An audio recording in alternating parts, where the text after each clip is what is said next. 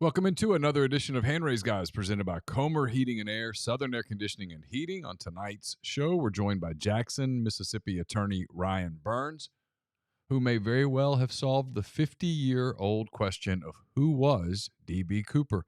We'll get to Ryan in a minute, but first I want to tell you about Comer Heating and Air, Southern Air Conditioning and Heating. Different names, same great products and services. If you live in Oxford, Batesville, Tupelo, or the surrounding area, call Comer, 662-801-1777.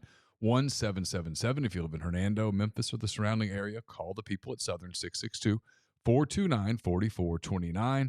This will be the Friday Oxford Exxon podcast, the Oxford Exxon located on Highway 6 West in Oxford.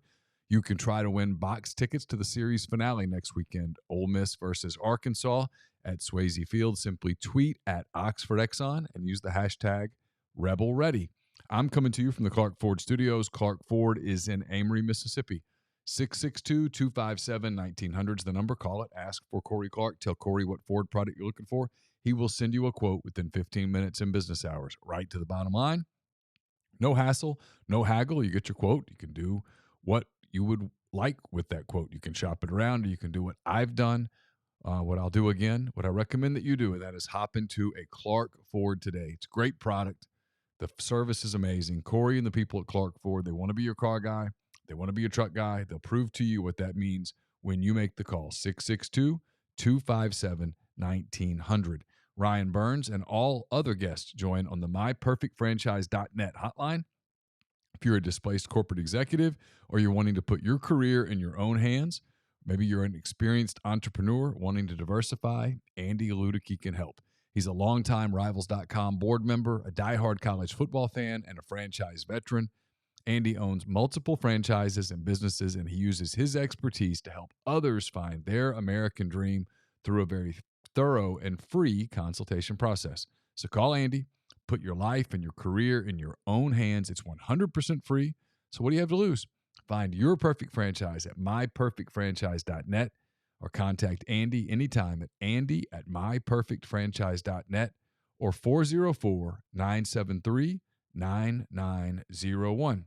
So here's our conversation with D.B. Cooper expert Ryan Burns on the myperfectfranchise.net hotline.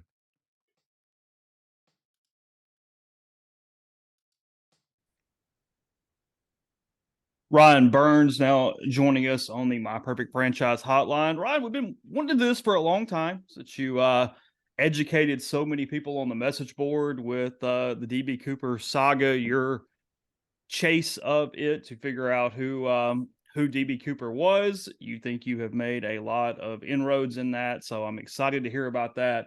Obviously, November 24th, 1971, Northwest Orient Flight 305, and the only, I guess, hijack where the person got away with it. We don't know who it is. Ryan, appreciate the time today.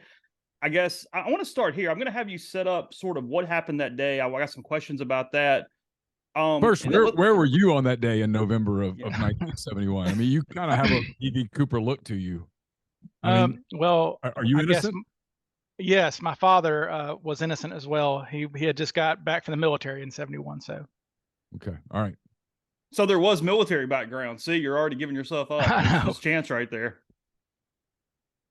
Well, so basically, I guess the setup that has to start with any D.B. Cooper story is that the era. I mean, we're talking, I believe that between 1968 and 1972, there were 159 American skyjackings, 159 in a 4-year period, which sounds so completely insane, because our understanding of hijackers, are especially recently, is basically 9/11 related, and that's pretty much it. Before then, there was some stuff in the 80s with Palestinians and all that kind of stuff, but this was the golden era of skyjacking. And basically what occurred was, it was almost exclusively people wanting to go to the land of milk and honey that was Cuba. At least that's what people thought it was at the time. So almost all skyjackings were flights to Cuba. It was people who wanted to go to Cuba, and that's what, and essentially, it became kind of a carnival atmosphere because the airlines, they did basically a cost benefit and said, look, it's better to give in to hijackers' demands than to risk losing passengers, risk losing $1 million aircraft. Big deal. They want to fly to Cuba. Sure, we'll let them do this. And this was a thing that just became vogue to do. And it happened so frequently. The FBI was pissed about it, but we have to remember the FBI is government and airlines were private. And so the airlines could tell the FBI, you leave us alone on this. We're going to do this our own way. We don't want any FBI involvement.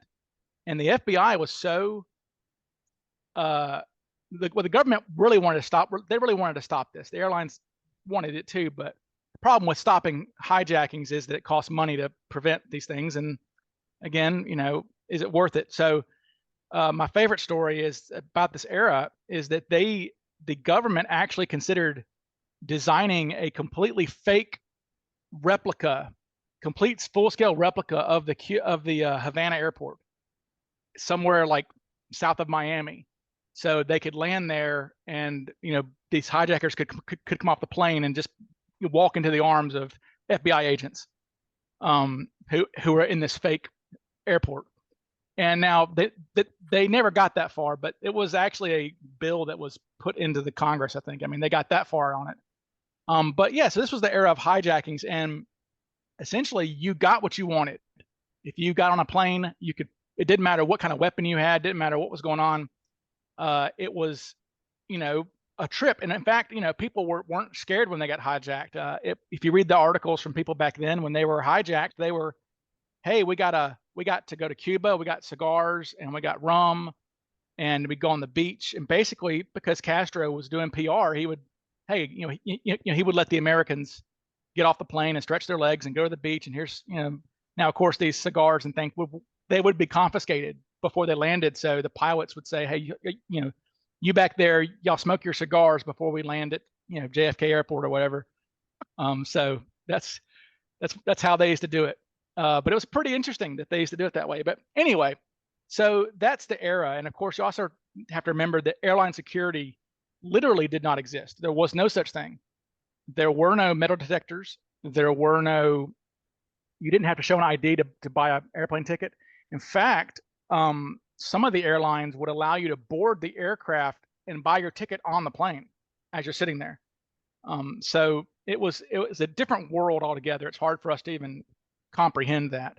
That no ID, no metal detectors. This particular airline, Northwest Orient, they were known for providing champagne and steaks for all flights, even flights like the Cooper flight, which was only a 30-minute flight from Portland to Seattle.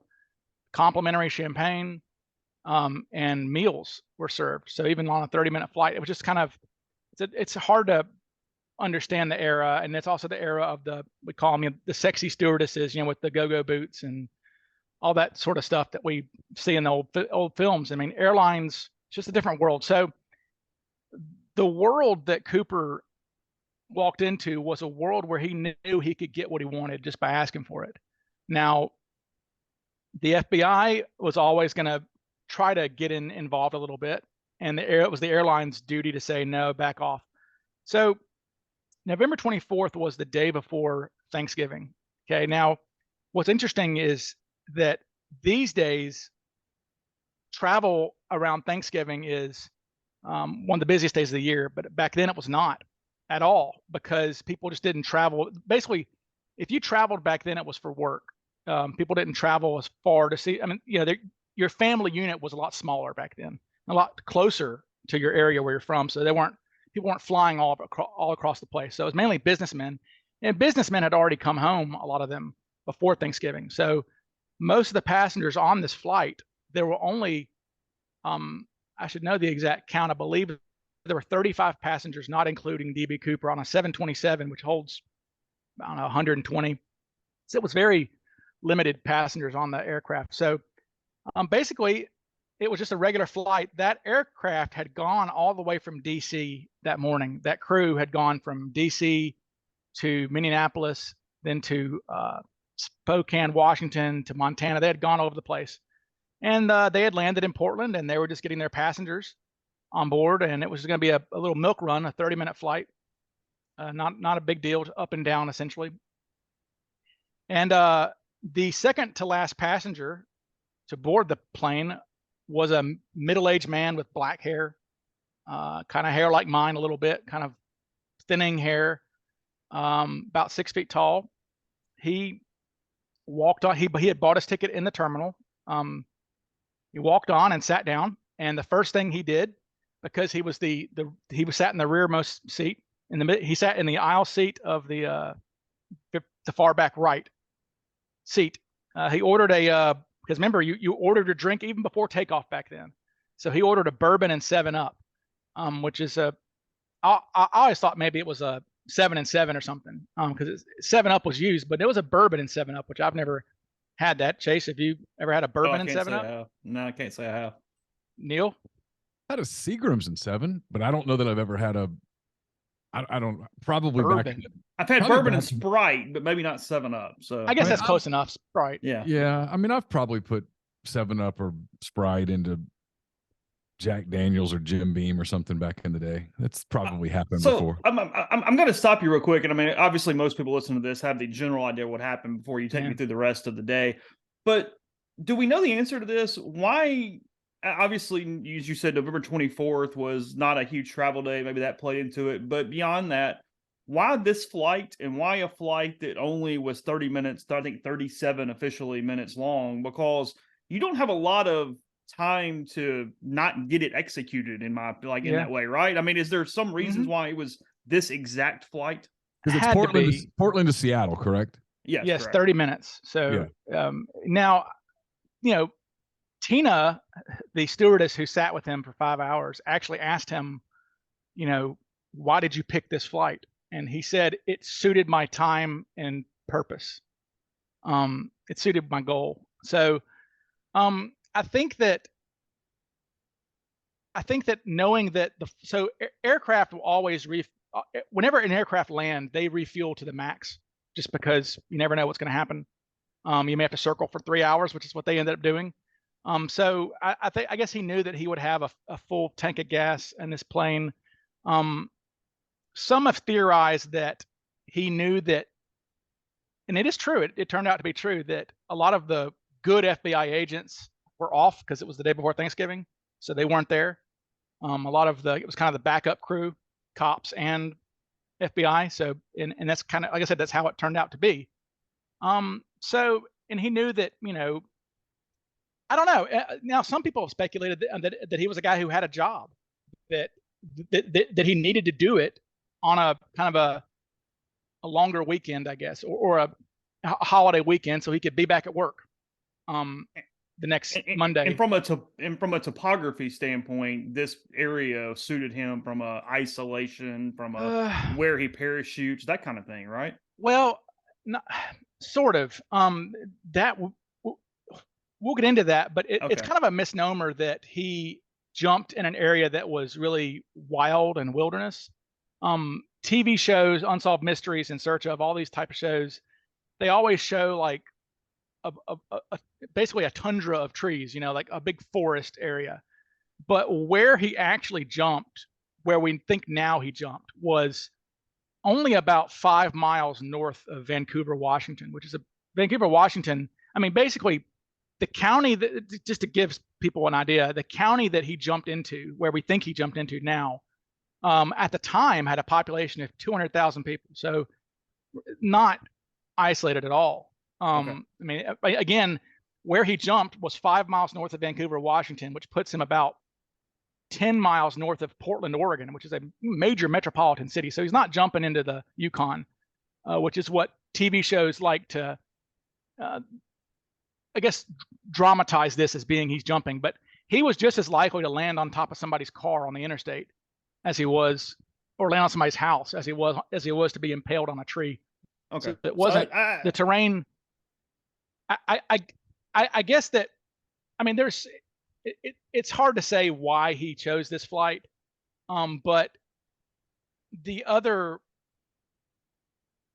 I don't know. I mean, it's an interesting question because again, we don't have him to talk to. You know, all we have are other people who did the same thing afterwards and why they did what they did. And basically, they did what they did because they didn't want to be. We know he wasn't from Portland because none of the people who copied Cooper. There were 16 people. I'm actually writing a book currently on the 16 people who tried to copycat Cooper. It's about the men who tried and failed to be DB Cooper. There were 16 of them within that next year who tried to get money and jump out, and 5 of them actually did manage to jump out of the plane. One of them jumped out into the snowbanks of Colorado in January, landed in snow, broke his ankle. One guy jumped out over Honduras. He hijacked a plane in Philadelphia and jumped out over Honduras. And one of my good friends actually did this. I'm actually good friends with a guy named Martin McNally who had never put on a parachute before in his life. And he hijacked a plane and got $500,000 and jumped out over Indiana. And it took him about a week to catch him. And he actually got away with it, but he told a friend about it, and that friend turned him in. So he went to prison for 40 years, and he's out now. So you became friends with him while he was incarcerated? No. Since he got out, Okay. I've made contact with him. He's just living by himself up in Michigan, hanging out. He's a fun guy. He actually ran for president in 1980 from prison, and actually he's the reason why. So he found a loophole. So back then, this is a sidebar on all our conversation, but it's fun. So back then, federal prisoners did not have to right now. I wish I had a bourbon and 7-Up. It would be great. Go ahead. Yes. So back then, back in the 80s and 70s, federal prisoners did not pay for postage. So Mac, his name is Martin McNally, we call him Mac. So Mac was like, you know what? If we don't pay for postage, I'm going to run for president, and I'm going to send out like 10,000 letters asking for endorsements and for money contributions. And people actually sent him contributions to his prison, and the warden scooped it all up and confiscated it and sent it all back. But he caused such a uproar that the Solicitor General for the United States went to the Supreme Court and said, hey, we got to stop this. People are going to exploit this, prisoners not paying for postage. So he's the reason why prisoners have to pay for postage now. So he's a interesting cat. He was also involved in 3 subsequent hijackings to try to get out of prison. He had someone try to hijack a helicopter and landed in the prison yard. It's a whole thing. So he's actually an expert on skyjacking. Who this really? Yeah, actually, and he was convicted of 2 hijackings to try to escape, and he actually acted as his own lawyer after his conviction and got those overturned with the U.S. Supreme Court. He wrote a 200-page brief by himself, bound it with shoestring, and had 2 of his convictions overturned for aircraft piracy by himself. So today he goes and gives lectures to schools and things on being a prison lawyer, I guess. But anyway, so there were 16 people who tried to do this afterwards, and none of them did it where they were from. Obviously, McNally was from Detroit, and he hijacked a plane out of St. Louis because he didn't want anybody to see him and know him. Interestingly enough, his first attempt to hijack a plane in St. Louis, he was buying a ticket and he heard, "Hey, Mac." He said, "Oh my God." It was a guy he had served in the Navy with. It was like, "Hey, Martin, how you doing?" He was like, "Oh my God." So he had to come back like a month later when the moon was right, to do it again because he was spotted in the airport. But anyway, so Cooper, we don't know why he chose that flight. It's interesting. He I don't know, but so he sits down and he orders himself a bourbon and 7. And now he was already inconveniencing the stewardesses from the jump because back then each drink was only $1. Okay, you ordered a specialty drink, cocktail, whatever. All he had on him for whatever reason, all he had on him was a $20 bill. For whatever reason, he had no smaller bills, so he gave the stewardess a 20. And she goes, "Well, sir, I don't have change yet. I have to serve the rest of the cabin. Can I come back and give you change?" He goes, "Yeah, that's fine." And he actually ended up spilling this drink. Interestingly enough, we don't know how much of the drink he drank because he spilt it. There was a college student who was sitting across from Cooper, who that was when he first recognized this guy because he spilled his drink and said, "Oh, what a klutz." Looked over and so Anyway, so she came back and gave him his change, and as they're taking off, he hands her a note, and she assumes that, hey, this is the era of the sexy stews. She assumes that he's hitting on her, that it's a proposition note or whatever, because I guess she got these a lot, according to her. Because they were all beautiful girls back then. They could not be married. They had to have their figures, you know, like, I mean, literally they had, you know, tape measures and things for their busts. And it was very like, you know, you wouldn't see that now. But so she takes his note and smiles at him and sits down, and she sits in the little jump seat. Remember, he's in the back row, and she's behind him in a little jump seat for takeoff. And he turns around and stares at her and says, "Miss, you need to read that note." And when she opened it up, it said, "Miss, I have a bomb in my briefcase. Please come sit next to me." So she goes and sits down, and he opens the briefcase, and she looks inside, and what looks to her like dynamite. Now, she doesn't handle it very well. She tries to speak and can't speak to him. Another stewardess sees something happening, looks back and sees her looking at this, sitting next to a passenger, which is weird as they're taking off to begin with, and wonders what she's doing, and goes back there. And this stewardess takes over for this girl who's frazzled. This girl's frazzled, and one of the key components of Cooper's hijacking was he didn't want the passengers to know. I think that's what would surprise a lot of people to find out, is that the passengers did not know they had been hijacked until they were off the plane, which is shocking. That is real efficiency on his part, to think about that. So the stewardess that he gave the note to, her name was Florence. She's in a bit of a panic, and he sends her to the cockpit. And the pilots do not let her out of the cockpit for the next 3 hours, because she's obviously was crying, and that would have alerted the passengers. So the pilots did not let her out of the cockpit. So a 21-year-old stewardess named Tina Mucklow assumed the position with him and sat there and was his go-between. And he would write her notes, and she would go to the phone back there and relay these things. And what he demanded was, "I want $200,000 in American currency," which is a weird thing to say. He said American currency, but he says American currency, and 4 parachutes before 5 p.m. And he says this plane will not land in Seattle until there's $200,000 and my parachutes down there. And so it takes them, I mean, coming up with $200,000, again, this is $1.3 million today. Okay, so coming up with that much in cash, especially the day before Thanksgiving, end of a business day, is not easy. But thankfully, I guess for him, the Seattle bank, SeaTac, or the Seattle First Bank, it was called, they had a FBI ransom pack that they had been storing for the FBI. The FBI had marked bills, basically, in a ransom pack that was to be used in these sort of situations. And major cities would have these. So they had $250,000 in a ransom pack. And so they were able to get this money pretty quickly. The money got there a lot quicker than the parachutes did. Finding parachutes short notice was kind of hard to do. He said he wanted 2 front chutes, which are reserve chutes, and 2 back chutes. So eventually the plane, as they're circling, the passengers are unaware of what's going on. They are told that there's a mechanical problem, but they're fine because they can keep drinking all they want. Free champagne, right? Now, eventually the pilot tells the stewardesses to stop serving them because they're starting to get a little rowdy back there. And apparently in the first class area, he had a bunch of what the pilot called cowboys, which were a bunch of dudes from Montana who were kind of really getting shit-faced.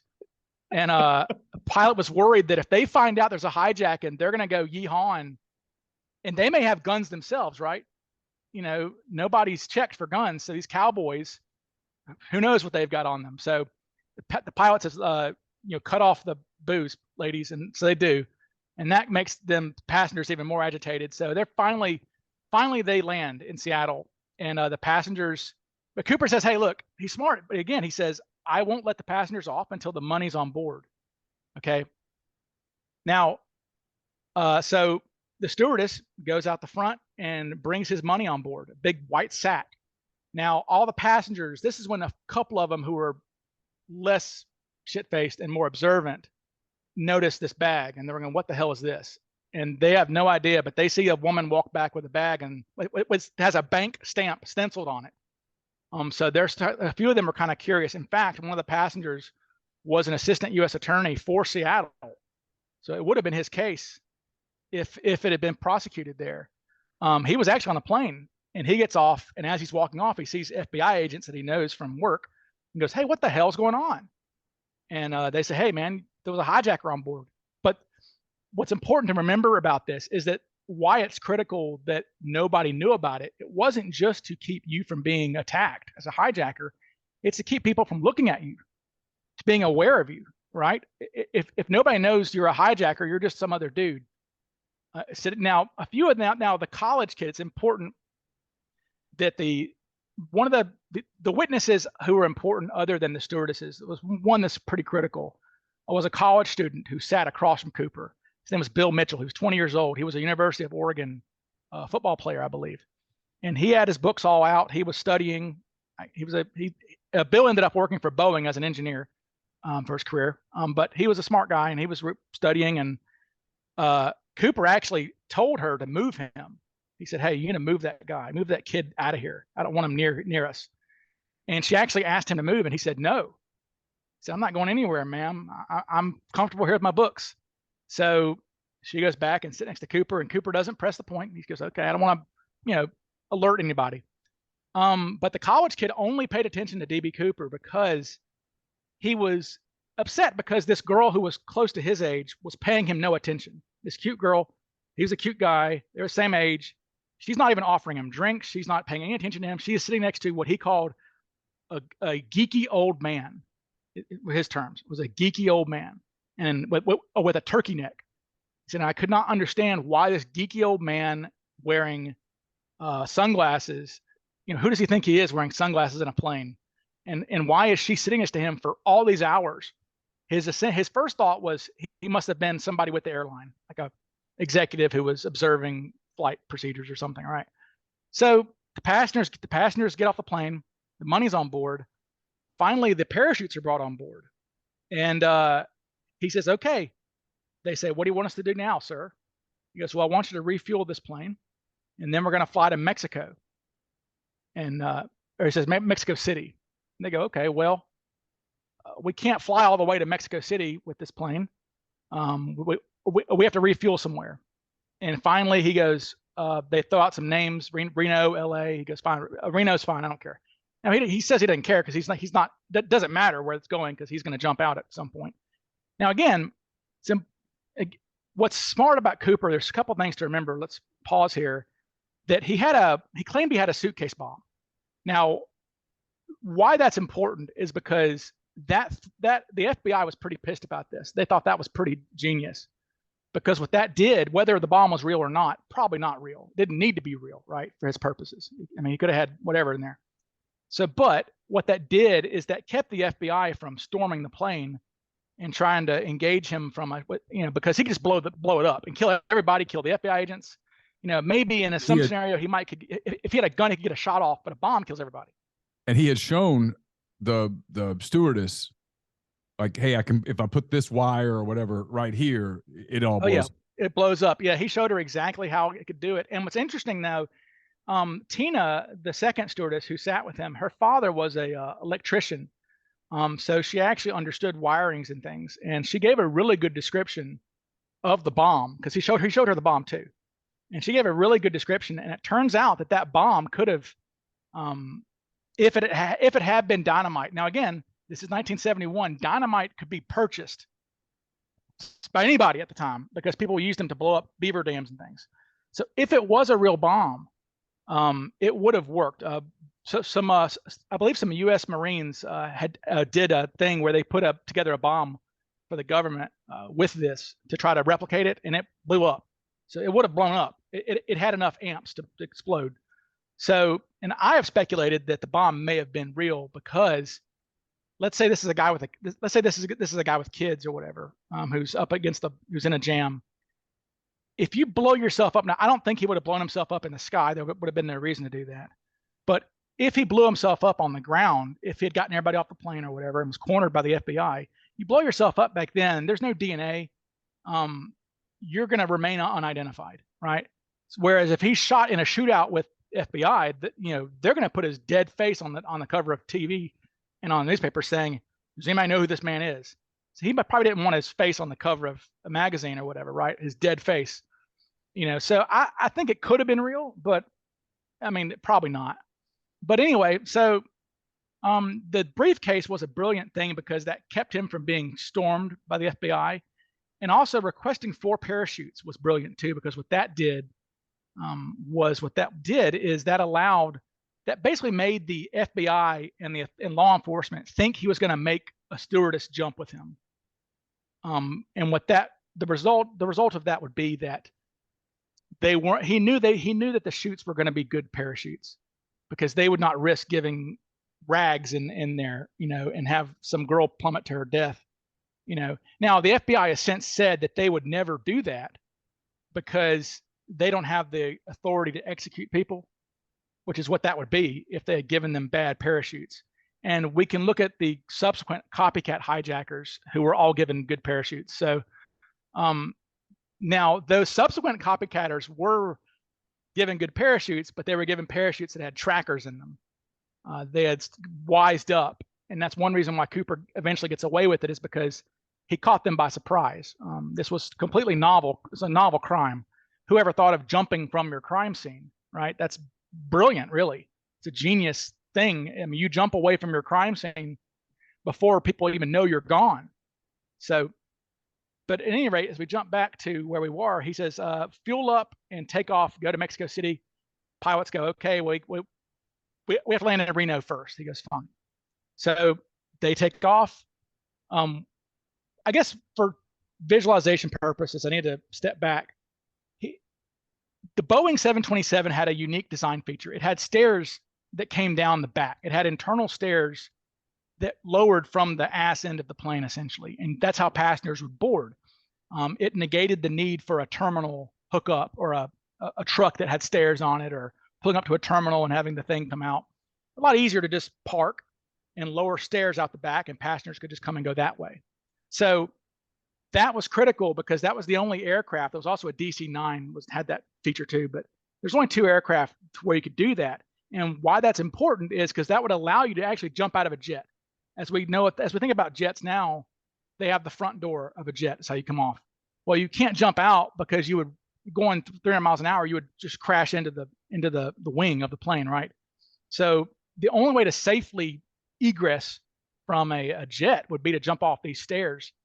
Now, Cooper had asked for the plane to be, for the stairs to be lowered before they took off from Seattle after he got his money. Pilots said, hey, we can't do that. We can't fly like that. There's nothing we can do about that. So he goes, okay, well, that's fine. But he says, if that's the case, I have to keep this girl back here with me to lower it for me, because he didn't know how to lower the stairs. It's important. That's an important feature, is that he did not know how to lower these stairs. So there were some people who speculated that Cooper may have been a 727 pilot because he knew a lot about the 727. But he didn't know how to operate the stairs, which is something that a 727 pilot would have known how to do, obviously. So he said, I have to keep the girl back here to show me how to lower the stairs. And so he did. So what's interesting, though, is that the pilots of the aircraft did not even know that the plane could fly with the stairs down. They had no idea whether this could be done. So they're freaking out, saying, we think this guy wants to lower the stairs when we're in the sky and maybe jump out. He can't do that, can he? And they're all panicked and stuff. And some voice chirps in. This is in the actual transcript. Some voice from Boeing all of a sudden goes, actually, we can fly with the stairs down. And they're like, really? And he goes, yeah, we tested this, and we're doing this in Vietnam currently. They were doing it in Vietnam secretly, the CIA, because basically it's a commercial jet. So anybody who picks it up on radar, commercial jet. But what they were doing is chunking stuff out the back, chunking cargo to guerrilla fighters, and perhaps even chunking, Delta Force guys out the back, out the back of the aircraft. So Cooper knew that this could be done. Otherwise, think about this: if he did not know that those stairs could come down in flight, he is sitting in an aluminum jail cell, right? He's stuck. So he had to know this somehow, that this could be done. Where he got this information from, we don't know. Very few people had this. This was a classified secret that this could be done. So at any rate, the pilots are amazed. They go, okay, well, I guess we can do it. So they take off. And the girl Tina's only back there about 5 minutes, and she's panicked. She kept her cool the whole time, but she's panicked because, she's like, look, I'm gonna get sucked out the airplane when we lower this door, right? Because she has visions of rapid depressurization. But one thing Cooper said was, he told the pilots, don't fly above 10,000 feet, which when you fly above 10,000 feet, the oxygen kicks in, and that's what pressurizes the plane. So if you're below 10,000 feet, you can open a door. Think about skydivers who open doors and jump out, right? They're not being sucked out because they're not high enough. So he finally is like, look, just piss off. He tells her, she says, nice knowing you. You're crying, you're upset, you're not gonna get sucked out. I don't want to explain that, I don't want to explain anything to you anymore. Just show me how to lower the door. So she goes, you do it this way. And the last thing she says to him is, sir, please take the bomb with you. And he goes, I will. Yeah. So she goes up to the front, and about 10 minutes later, as they're taking off toward Portland, remember, it's only 30 minutes to Portland, they get sensors from the front that say, hey, it's being lowered. The stairs are being lowered. So the pilots report, okay, hey, the stairs are lowered. We think he's going to jump at some point soon. Maybe, but maybe not. Remember, the guy said, let's go to Reno because I want to go to Mexico City. So they're not sure if the parachute thing is a ruse or what. They don't know yet. So about at some point, what's really unfortunate is that when Cooper actually jumped, we know now because when he jumped, what happened was, so the stairs are lowered like this. And if he's standing here and if he jumps off, it's like a diving board. It goes like that. So it hits up. And when that happened, it caused a pressure bump in the airplane. The pilots and the stewardess, they felt it in their ears. They felt like a Tina later described it as like a car door being shut. So now again, they did not know what that was because they had never, but they reported it. They said, hey, this pressure bump, hey, we just felt this thing. Unfortunately, back then, the black boxes that recorded audio and recorded instrument things, it re-recorded every 30 minutes. So when that happened, they were in between. They were in the middle of being handed off from Portland or from Seattle Air Traffic Control to Portland Air Traffic Control. So the exact time of when they said, hey, we just felt something here, is lost to history. We don't know. And that's really important because, when you're, every minute, if you're going, at the speed they were going about 3 miles a minute. So whether you jump at 8:12 or 8:15, that's the difference in 10 miles of where this guy may have jumped out. So we don't know when he jumped. All we know is that it happened, according to the pilots, they said we felt it outside Vancouver. Okay. So doesn't help much. So they land in Reno and they are going to assume he's still back there, actually. So they peek their head out the door and say, sir, what are your further instructions? Sir, are you there? And I'll backtrack real quick. Cooper was kind of nice to these people. He ordered them meals. He was concerned about the crew working a long day. He ordered them. He asked for steak dinners for the crew to be brought aboard, which is while they were waiting for to take off and refueling. So actual steak dinners were, per his request, were brought on board. Now, of course, the crew were too nervous to eat anything, obviously, but he was still being considerate. So what's interesting, the reason I bring that up is because as the pilots were beginning to leave the aircraft when they landed in Reno and they realized he wasn't there. Now, first things first is they got on their hands and knees looking for the bomb because they thought maybe the briefcase was still on board. So they were nervous. But once they realized the bomb wasn't on board, they began to walk off. Now, remember, the stairs would have been left down when he jumped. Nobody had raised these stairs. So when they landed, the stairs were bouncing along the runway, just causing sparks. And so the stairs were down. But as the crew is leaving the aircraft, 3 FBI dog-sniffing German Shepherds come on board. Those are the first things that come up the stairs are German Shepherds. Now, they're bomb-sniffing dogs. They're supposed to be looking for the bomb to see if it's still on board. But what do? First is they go right to the steaks. Yeah. And eat the steaks. So that was the first thing they did, was eat the steaks. The pilot, he tells the story. He's like, I froze because these dogs are coming toward me, but they walked right past me, and knocked the lids off this food and ate the steak. So the drug dogs didn't really, that wasn't the first thing they did was eat their steaks. But anyway, so he's gone. And all they can say is, look, We don't know where he jumped, but he jumped somewhere between Seattle and Reno. They eventually presumed that the pressure bump was when Cooper jumped, but they didn't know that. So they actually had to devise a test a couple of days later with the same airplane. They had Air Force guys create like a dummy 250-pound sled that they pushed off the stairs over the ocean, of course, but it replicated the same, thing. So they said, okay, well, that's clearly when he jumped. But the problem is they were looking in the wrong spot. We know now through various things that they looked in the wrong spot. So they searched for months and months. They got the Army out there, the National Guard, hundreds of choppers and all kinds of stuff looking for this guy for 300 days. I mean, for 300 Army guys, National Guard troops, FBI agents galore. But they were looking in the wrong spot. They were looking probably as much as 10 miles away from where he actually came out. So if they were expecting to find anything, they weren't going to find anything. What they did find, though, were 2 bodies that were in the woods. Actually, they found the body of an 18-year-old girl named Barbara Derry, who was a victim of a serial killer. Actually, turns out now they think, they're not sure, but there was a serial killer who was working in that area at the time, ended up killing about 6 young runaway type girls, and they found the body of this girl who was a victim. So they did find bodies, just not the body they were looking for, because at the time they assumed that this guy must have died because it was kind of bad weather. Well, it wasn't as bad as people think it was, but it was bad weather. It was nighttime. There was clouds beneath him, so he would not have known where he was jumping. So they assumed that he died, but then they had the rude awakening because everybody and their brother started trying to do this same heist, and they were surviving all the way to the ground. Again, my buddy Mac had never put on a parachute in his life. At gunpoint, he made one of the pilots show him how to put a parachute on, and he jumped out. Now again, he didn't even slow the plane down. He was a young guy. He didn't even think about it. Cooper slowed the plane down to a somewhat reasonable speed to jump out. McNally's plane, the pilots were going as fast as they could. They said, this guy didn't know what the hell he's doing. Let's try to kill him. So they went as fast as they could. So McNally jumped out going 350 miles an hour, which is just blazing speed. He went tumbling around, and he actually lost his $500,000. He didn't secure his money to himself good enough, and it blew off of him. And he was like, no.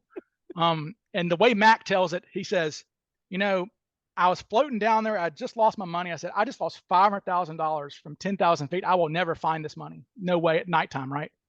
I'm gonna know where I am. Mac jumped out somewhere. He said, I was in North America. I don't know where I was. I just jumped out, right? And but as he's floating down, he decides to commit suicide. He's just like so dejected. He starts unhooking his parachute. He's like, it'll be a quick death. Then he decides, you know what?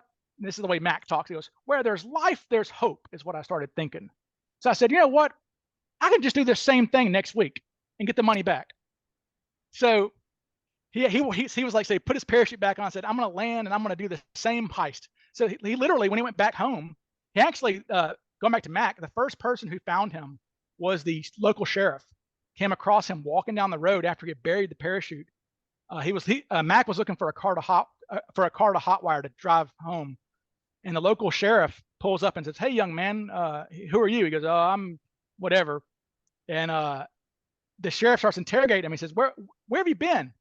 And Mac says, oh, I've been at Joe Johnson's house. We got in a fight. That's why my face is banged up. His face had actually been banged up from hitting the ground from the parachute.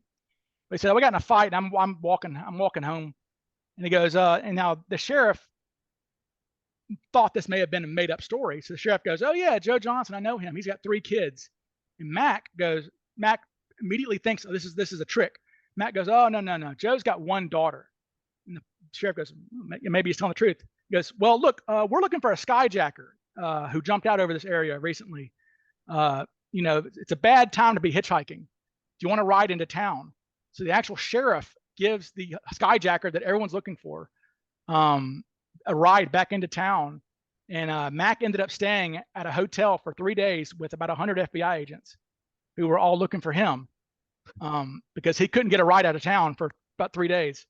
But again, he wore a good disguise, and so they were looking for another guy, not this young guy. But anyway, so when Cooper jumped out, they assumed he died, but when and I say this lovingly for Mac, but when a doofus like Mac can survive jumping out of a jet, all of the copycats, only 2 of them had ever jumped before. They all jumped out and they all survived.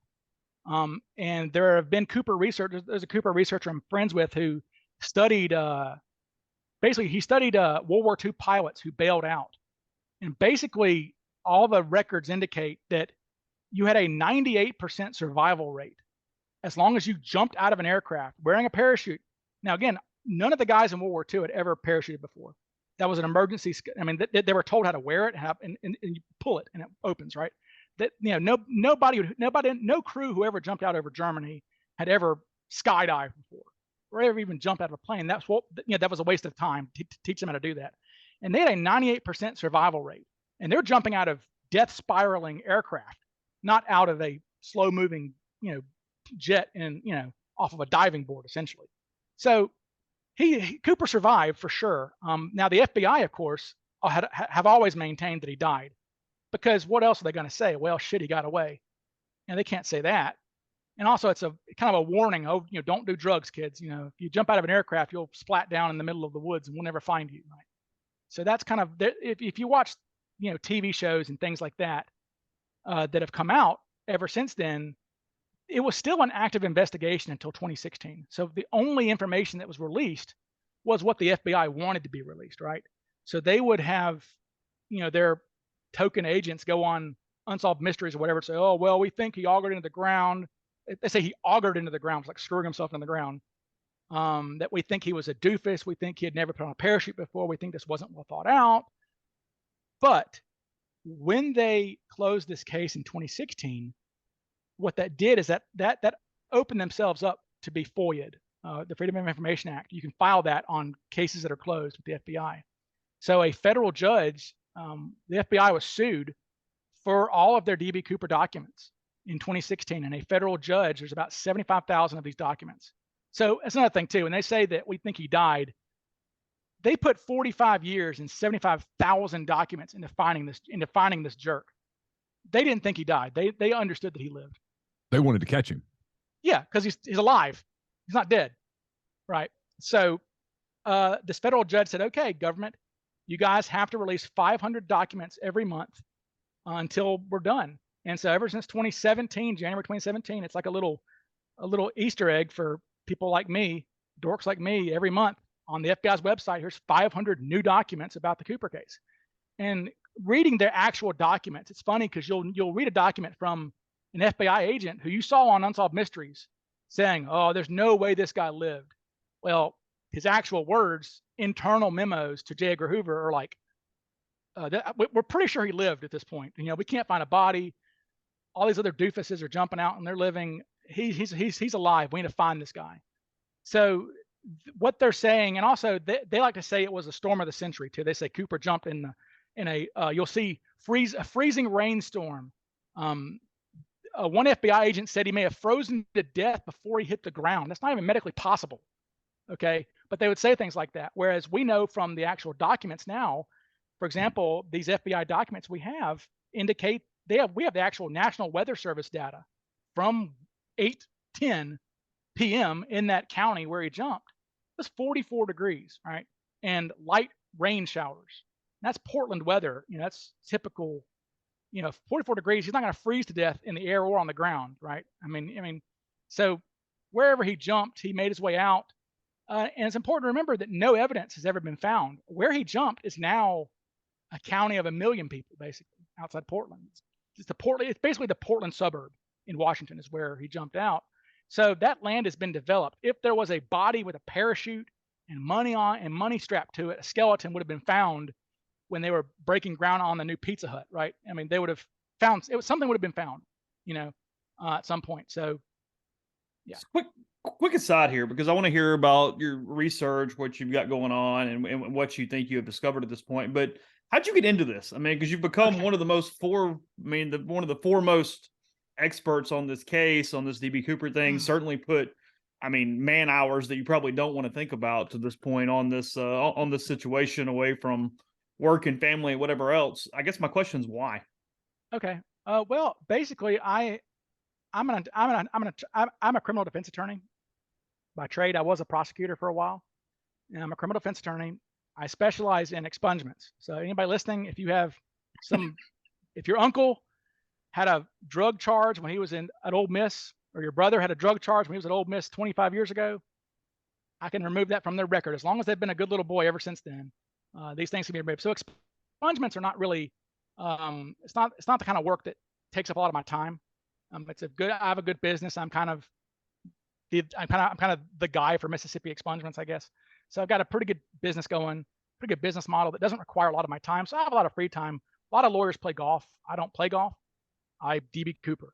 So I don't know why, but I guess when I was younger, like most people, in fact, the very first Unsolved Mysteries episode featured DB Cooper, and featured people who were like counterfeiting Willie Mays memorabilia or something like that. It was really strange. It was in 1988. It was the very first Unsolved Mysteries episode was DB Cooper. Also, one of the very first In Search Of. If you guys remember that show In Search Of with Leonard Nimoy, y'all remember that show? Mm-hmm. Yeah, I do. Yeah. Yeah, that was always in syndication on the History Channel back when they showed history, right? When you were in the 90s or whatever, it's the Unsolved Mysteries. And so when I was a little kid, I saw that stuff and I was intrigued about it. But I didn't really get involved in it until I was in law school. And there was an FBI agent. The case had kind of gone cold, but there was a young FBI agent who, at this point, the Cooper case had become what's called a hobby case. It was not really an active case, but if an FBI agent wanted to spend some off hours on it, then the bureau said sure. So this young guy named Larry Carr, an FBI agent, took over the case, and he said, you know what? He had come from bank robberies. That was his specialty. And he said that bank robberies are solved because informants, somebody knows something. Somebody's brother knows something or whatever, right? So the way you find bank robbers is by getting the information out to the people, and somebody will come forward. So he said, look, I want to do this with the Cooper case. I want to be transparent about the Cooper case. I want to go on TV and say, hey, look, this is what we have about the Cooper case. This was his necktie that he left on the plane. This was all these things, all these critical things, and hopefully somebody will come forward. And I was in law school when that kind of came on the internet about this guy's agent saying, we want people to investigate. So I was like, okay. So I kind of got into it that way. And then over time, but it wasn't until the past couple of years that I really got into it. I don't know why. I don't know how or why, but I just got into it. And because it's a fascinating story. And I guess what's intriguing about it is that it's a mystery that you think you can solve, right? Think about like Amelia Earhart, or think about MH370, right? These aren't things that you can solve. Right. I mean, there's no way I'm going to be able to find where a jet is under the ocean, or where Amelia Earhart's Lockheed is out in the Pacific. Right. But I can maybe figure out who DB Cooper was because, hey, look, maybe there were only a select number of individuals who fit the profile. The problem is because he was kind of a ghost, not many people got good looks at him. Even the stewardesses, you would think that the stewardesses, especially Tina, who spent 5 hours with him, would have a good recollection. But when you read the FBI files, she tells them, guys, I didn't look at the guy. I didn't want to antagonize him. She was scared. Absolutely. Yeah, she was terrified. So yeah. When you start investigating this, right, you're not the first person to go down the DB Cooper rabbit hole. A lot of work has been done. They've I guess, identified hundreds of suspects, and there are people over 1,000. Yeah, a lot of us talk about Rackstraw. Yeah, Rackstraw. I mean, there was a lot of work put into that guy. I mean, and he sort of played along because he didn't want it to end. He wanted people to think that, hey, maybe I am. And that should be the first clue when it comes to him not being DB Cooper. The real DB Cooper. Yeah, see, people will confess to being DB Cooper, and people will play along with it because they're not DB Cooper, right? It's safe. It's a safe thing to brag about. Again, you're not bragging about being the Zodiac killer, right? You're bragging about pulling off the coolest heist of all time, right? I mean, here's a man wearing a suit. It's Don Draper, basically, from Mad Men. Mm-hmm. Wearing sunglasses, having a stewardess having a hot stewardess light his cigarettes for him, and then jumping out with $200,000 cash and disappearing into the night, never seen again. It's the coolest crime of all time. Yeah, because nobody got hurt. Nobody was Exactly. physically harmed, right? So a No. lot of people look at it and kind of you're like a modern day Jesse James sort of A without Robin Hood sort of thing. yeah, without which hurting again, anybody. So you're cool. Yeah. Yeah. In fact, especially at the time, this was 71. This is all Vietnam's winding down and Watergate is about to happen. And so, you know, one of the DB Cooper letters that was sent to, a fake letter, obviously, was sent to one of the papers that said, "I am DB Cooper, the system that beats the system." And so, like, this phrase, "the system that beats the system," became like people would spray paint it on overpasses in Washington and Seattle. And, you know, he became kind of a counterculture hero. Right now, but because no one looked at him, again, like you said, he was scared, and it's like what they advise you to do if you're being robbed, right? You don't look at the person who's robbing you in the eyes, right? That's just gonna make him edgier. You know, look away if you're being robbed. Hand him the money and look away. You know, so she didn't even look at the guy. I mean, even though she was with him the whole time, the best image of Cooper comes from the girl who freaked out, because she actually served him his drinks. She talked to him. You know, he looked at her and said, "Miss, open the letter." And that was before he put his sunglasses on. So she's the only person who actually made eye contact with him. And because to her, he was just another passenger to her. So he had no reason not to, you know, be afraid of him at that point. Now, it is interesting that you would say that they were afraid of him, but he put them at ease a little bit. There are moments during the hijacking after the passengers get off, while the stewardesses are still on board, where they're back there shooting the shit with Cooper. In fact, Tina goes back there and says, "Hey, there's a lot of money in that bag. Can I have some?" And he hands her several stacks. He hands her $6,000. And she kind of goes, "Oh, geez." She laughs and goes, "Oh, well, sir, we cannot accept gratuities at this airline, you know." And she hands him the money back. But I mean, so they were all hanging out back there, and they were asking him, "Oh, where are you going to take us? And, you know, are we going to Cuba?"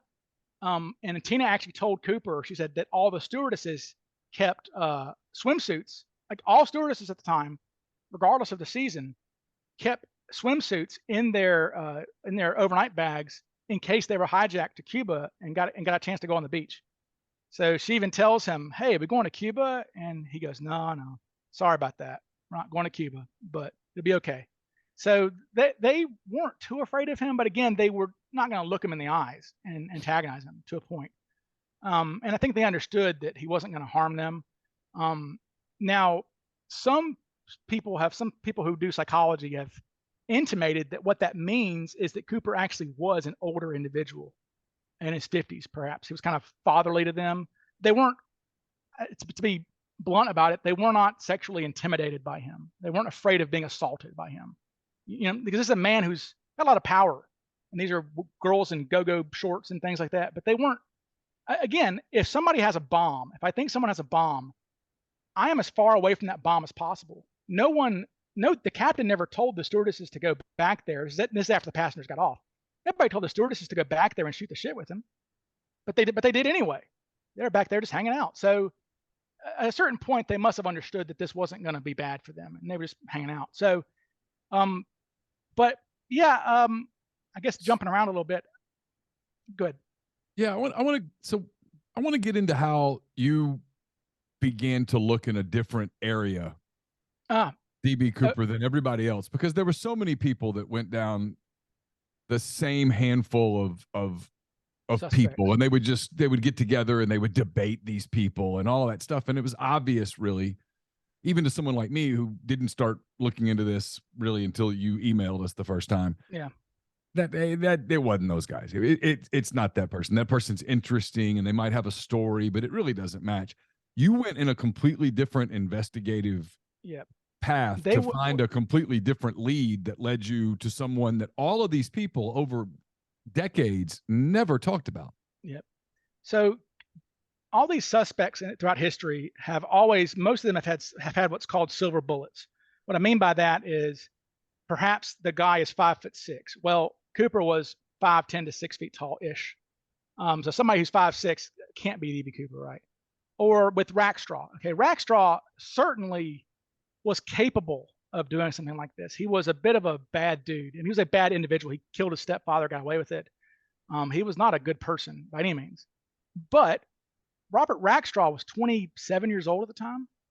So you're telling me that a 21-year-old girl is going to sit next to a 27-year-old man and say that he's in his 50s?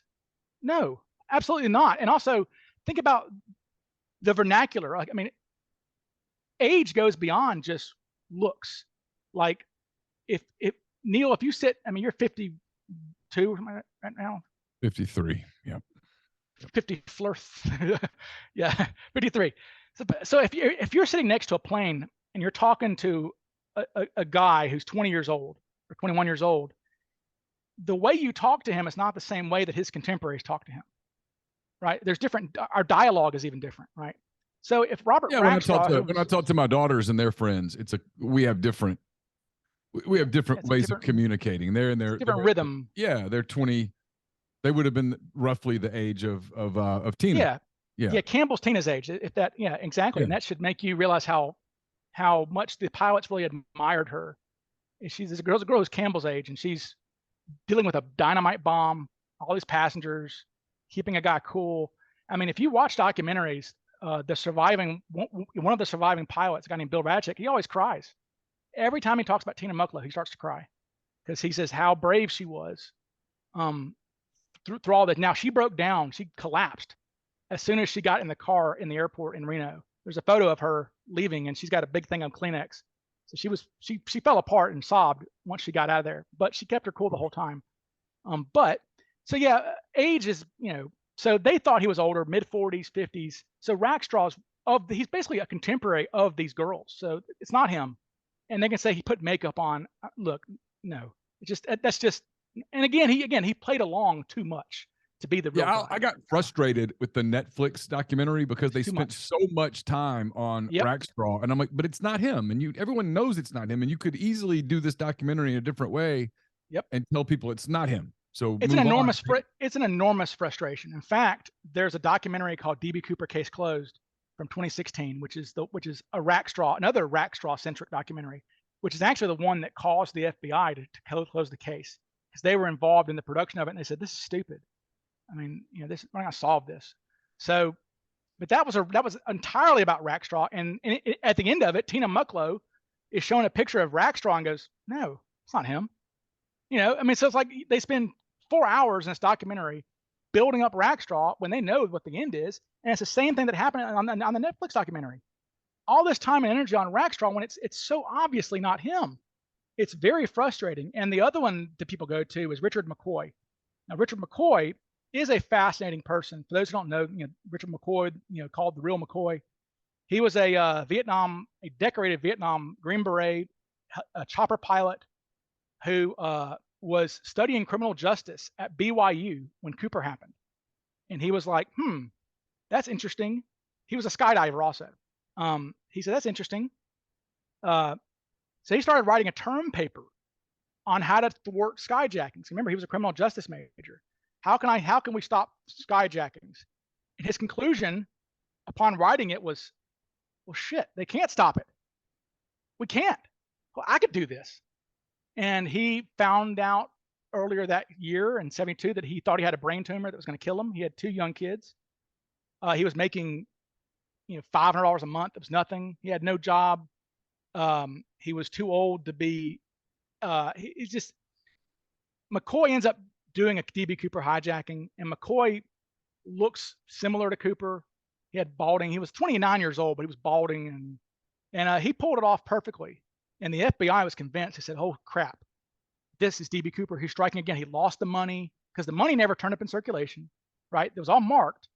So they were like, he must have come back to get more money because McCoy asked for $500,000. And he sat in the same spot. He did exactly what Cooper did. I mean, to the letter. But that's not because he was Cooper. It's because he literally studied Cooper for a term paper. So he just emulated the guy. But the problem with McCoy being Cooper is McCoy had a birth defect that messed his mouth up. He had a strong lisp. He was also from South Carolina, so he had a heavy Southern accent. He could not have been Cooper, who was described as having no accent, very bland voice.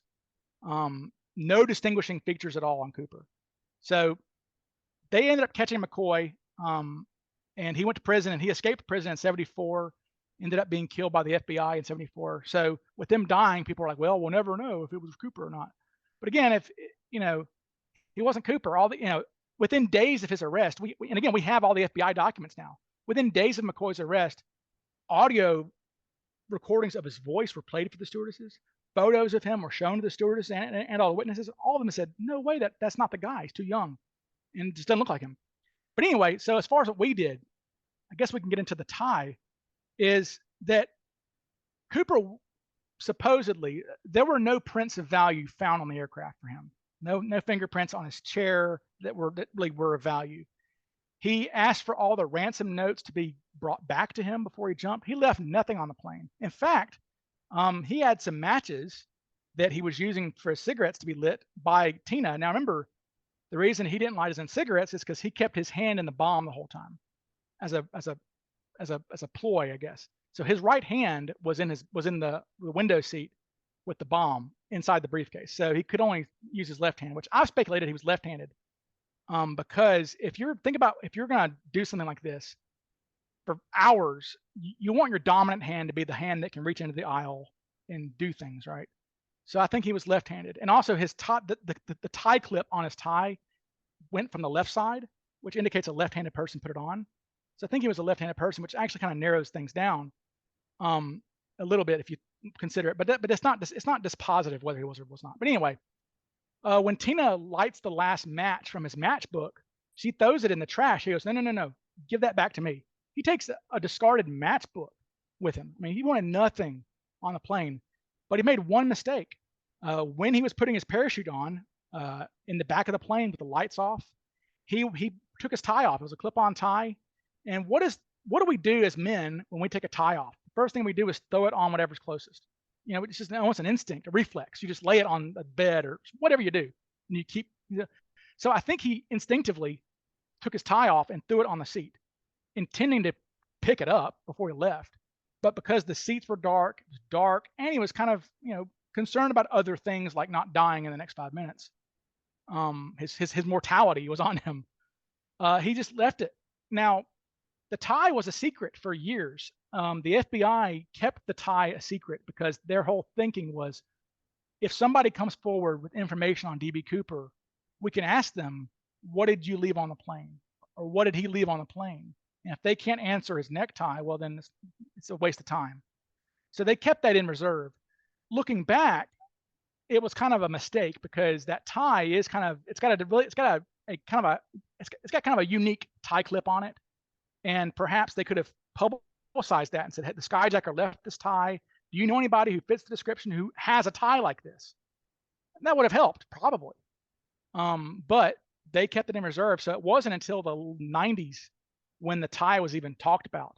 And nobody even saw the tie until this agent I mentioned in 2008, Larry Carr, decided to put it on TV. Here's the DB Cooper tie. He left it. So when that happened, though, some scientists were like, hey, well, it was this agent, Larry Carr. He said, I want to get some scientists to, run some analysis on this tie because maybe there's something on there that can lead us to something, right? Well, they ended up testing the tie. And what happened is they put sticky stub things onto the tie. And when you put sticky stubs onto like fabric, you can peel it off. And whatever's on the fabric will now be on the sticky stub that can be analyzed by a high intensity electron microscope. Okay. So they got 5 or 6 sticky stubs, and about 40% of the tie was stickied. And they analyzed this. They sent it to a place called McCrone and Associates in Chicago. Now they have probably the best electron microscope in the world. When the Shroud of Turin was analyzed, the Vatican sent it there. Okay, so that's pretty substantial. These guys are good at what they do, obviously. So the Cooper analysis was sent there, and it spit out 100,000 particles from this tie. This tie was filthy. I mean, like absolutely disgusting filthy, of all kinds of particles and all various chemicals and rare earth elements, all kinds of weird stuff on this tie. Now, the FBI had this spreadsheet of 100,000 particles. There's an actual spreadsheet that has 100,000 spectrum analysis readings, which are, I mean, very, I mean, you have to be in that world to, analyze spectrum analysis and things. But there are people who can do that. So the FBI said, here, here's 100,000 particles you can look at. Anybody on their free time can look around and see what's on this tie. Now, most people, it's too daunting to go through 100,000 particles of microscope elements. But a researcher named Eric Eulis went through, and he found on this tie, well, the first thing that they found was that this tie was covered in titanium. It had about 2,000 pieces of titanium on it. Now, titanium at the time, it's more ubiquitous now, but back then it was only for aircraft. It was an aircraft, aerospace metal. It was expensive. It's still expensive to make, but so it had a lot of titanium on it. It also had all kinds of other elements on it that hinted that this person was a metallurgist. Vanadium, canadium, all these really toxic chemicals actually are on this thing. Chemicals that you or I would never come into contact with, or would hope not. And they certainly wouldn't get on our clothing. Okay. So people are going, well, who the hell was this guy that they had this filthy, disgusting tie? So people said, okay, well, maybe we're looking at for a metallurgist of some sort. Well, this guy named Eric Eulis started looking through this tie, and he came across 3 particles. Now, 3 out of 100,000 that were a combination of titanium and antimony. They were an alloy. Okay, alloys, those who don't know, are metals that are, when metals or chemicals are combined to make a metal, to make it better, basically it's forging metals together to make stronger metals. Okay, so that he said, this is weird. There's only 3 of these on this tie. What the hell is a titanium antimony alloy at all? Well, he started looking into it, and he basically discovered that there's no such thing as a titanium antimony alloy. What is this? He dug deeper and found out that basically only one place in history ever, essentially, there's one other place, 2 places, basically only one place really tried to blend these things together. And it was a place called Crucible. It's a steel company in Pittsburgh, Pennsylvania. And and what's interesting about that is that this is the same company who made titanium alloys for 727s. The same company was highly involved with Boeing. They had a very incestuous relationship. This was Boeing's go-to company for all their metals. So all of the construction of their aircraft, through Seattle, went through Seattle, out of Pittsburgh. So there's a connection there between this alloy on this tie and aircraft, specifically this company who made 727s. So it's really strange. So, he started looking into that.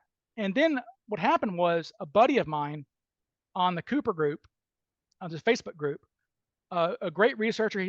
He's a retired military man, has a lot of free time. He went to the Wharton School of Business, really smart guy, has a lot of free time. He made his money in the military, doing financial investing, and then was in the military and all sorts of stuff. Retired genius. He started looking through patents, and he discovered, so this tie, back up, the tie was manufactured in 1964. So any chemicals on this tie would have to be from post 1964. Okay. So he discovered there were only 2 patents ever in the world that mentioned a titanium antimony alloy. And it was this small company up in New Hampshire that was making electronic transistors. But then there was also Crucible Steel on the 727 people. In 1965, they had a patent. Now he goes, that's interesting. So what we started to do, and it turns out, by the way, back up, that this patent, that titanium antimony alloys were never used commercially ever. They were only lab creations. They were experiments. So it was an experimental alloy. So nobody was ever going to encounter a titanium antimony alloy in the literally wild. Never left the lab. The lab, right? Never. So to come across this in the wild is basically impossible. Essentially, really. So we started going, let's look and see. Let's try to find a list of all the people who would have worked in the research lab or worked at this company at the time. So we built a spreadsheet of about 150 names of people who we found out we contacted Crucible and found out their old work logs to find out who these people were. And we found there's about 150 names of men And we looked through their obituaries, we looked through their draft cards. One neat resource that we all have is there's a website called Fold 3, which is a military archives website. And back when we were, see, we all came of age post draft. All of us still had to register for selective service, but back during the actual draft, they actually made you come in and measure. They would look at your body, they'd measure you, they'd look at your eyes, they'd make sure you had no scars. So all of these draft cards, millions of draft cards for American men, have their exact height, barefoot height, have their weight, have their eye color, hair color, scars, marks, and they're all in this archive. So we can go through and weed out, if you have 150 names, weed out, go name by name, look up their draft cards, because again, we're looking at men who are mostly dead by now. These are guys who worked in a lab in the 1960s. They were already older at the time. So, anybody who's 5'6", got to get rid of him. He had blue eyes, not him. Blonde hair, probably not him. And then we started looking at their military experience. We looked up obituaries to see if any of them were in Air Force or, pilots or whatever, or where they were from. And what's interesting is there was only one name that came up who both fit the profile as far as age. We were looking for 40 to 60. Now, 60 seems old, but again, people age differently. And, people, when you're wearing sunglasses, big sunglasses hide your eyes. Your eyes are your age. A lot of your age is in your eyes. And especially if you're, kind of nonchalant, who knows how old you are if you're on an airplane. A lot of people struggle with people. I mean, even myself, I have a hard time distinguishing somebody who's 45 and 55 sometimes. That's a weird age for men, I think. Yeah, it can matter like how much hair you have, fitness level, whether you're away, tired at that particular moment. I mean, it can be a lot of different things. There's a lot of variance. Well, and Cooper's hair was very black. One thing about Cooper's hair is that all the witnesses were universally upset by his hair. They didn't like his hair. No one liked Cooper's hair. There was something about his hair that they didn't like, and they said it was too black. It was jet black. So he had dyed his hair. Now that doesn't mean he was blonde, but that means he had, there was no Grecian formula back then. There was no just for men back then. So men literally used shoe polish in their hair back then. So his hair was disgusting. It's called greasy, patent leather sheen. One person said his hair looked like a gangster movie from the 30s. It was just greasy and gross and black, jet black. So, black hair can make you look a lot younger if you have no gray hairs. So we were looking for people in 40 to 60, 5'10", 6 feet tall. Only one guy was 5'10"-ish to 6 feet tall who was of the age and who was from that area. And that happened to be the actual patent holder of this alloy. Like, well, damn, that's really on the nose, isn't it? That the only guy who's from that area, and it's funny is that this guy has more titanium alloy patents than anybody ever in history. It was a hard thing to make. And now again, none of his inventions were ever put out into the wild, but he still patented them. Okay. So Milton Vordahl would have absolutely worked with this particular alloy. It's his baby. Absolutely. It's his chemical. And in fact, we know from we have talked to people who worked, there are people still alive in their 90s who worked in those labs back then. And basically, if you were the only inventor on a product in one of these labs, that means it was just you hunkering over something, making a brew, essentially. So a lot of these patents have 5 or 6 names on them, and that's everybody who worked on it. They just got a credit. It's like getting a songwriting credit, right, on a patent. So the only 1965 patent, there's only 2 patents in the tie era, we call it, and it's Vordahl's, and it's this weird transistor radio thing that has no connection to aviation. So we go, okay, Milton Vordahl. We tried to Google him. There's no photos came up. We have no idea what the guy looked like. All we had was, his size. We had his age. He was 58 at the time. We go, that's really old. That's kind of older than we would like Cooper to be. But it's still, again, the very first, the stewardess who sat next to Cooper, the one who looked in his eyes, okay, who fled to the cockpit, she wrote down handwritten notes in the cockpit immediately because the pilots were trying to keep her busy. They said, write down what's going on, what you saw. So literally 5 minutes after she goes running to the cockpit, she writes down 6 feet tall, black hair, in his 50s. So our very first impression of DB Cooper is in his 50s. So I mean that's and I think people like to be conservative on someone's age. I don't think people like to make people older than they are. So I mean, it's possible that he was older than that. So anyway, so we had this guy's name, we had all this stuff, but again, what kind of person is this guy? Is this the guy who's going to commit an aircraft piracy? Now again, we had no idea what he looked like. This was just us throwing feelers out there. And remember, I mentioned silver bullets, these things that can kill a suspect, blue eyes, 5'6". We couldn't find a silver bullet on this guy. We kept looking, and the one thing that we came across first on this guy was that he wrote a lot of op-eds. He was very prolific. He was a prolific writer of op-eds. On newspapers.com, if you put in Milton Vordahl, you will see this guy ranting and raving about everything. And it's uncomfortable, really, if you read some of them.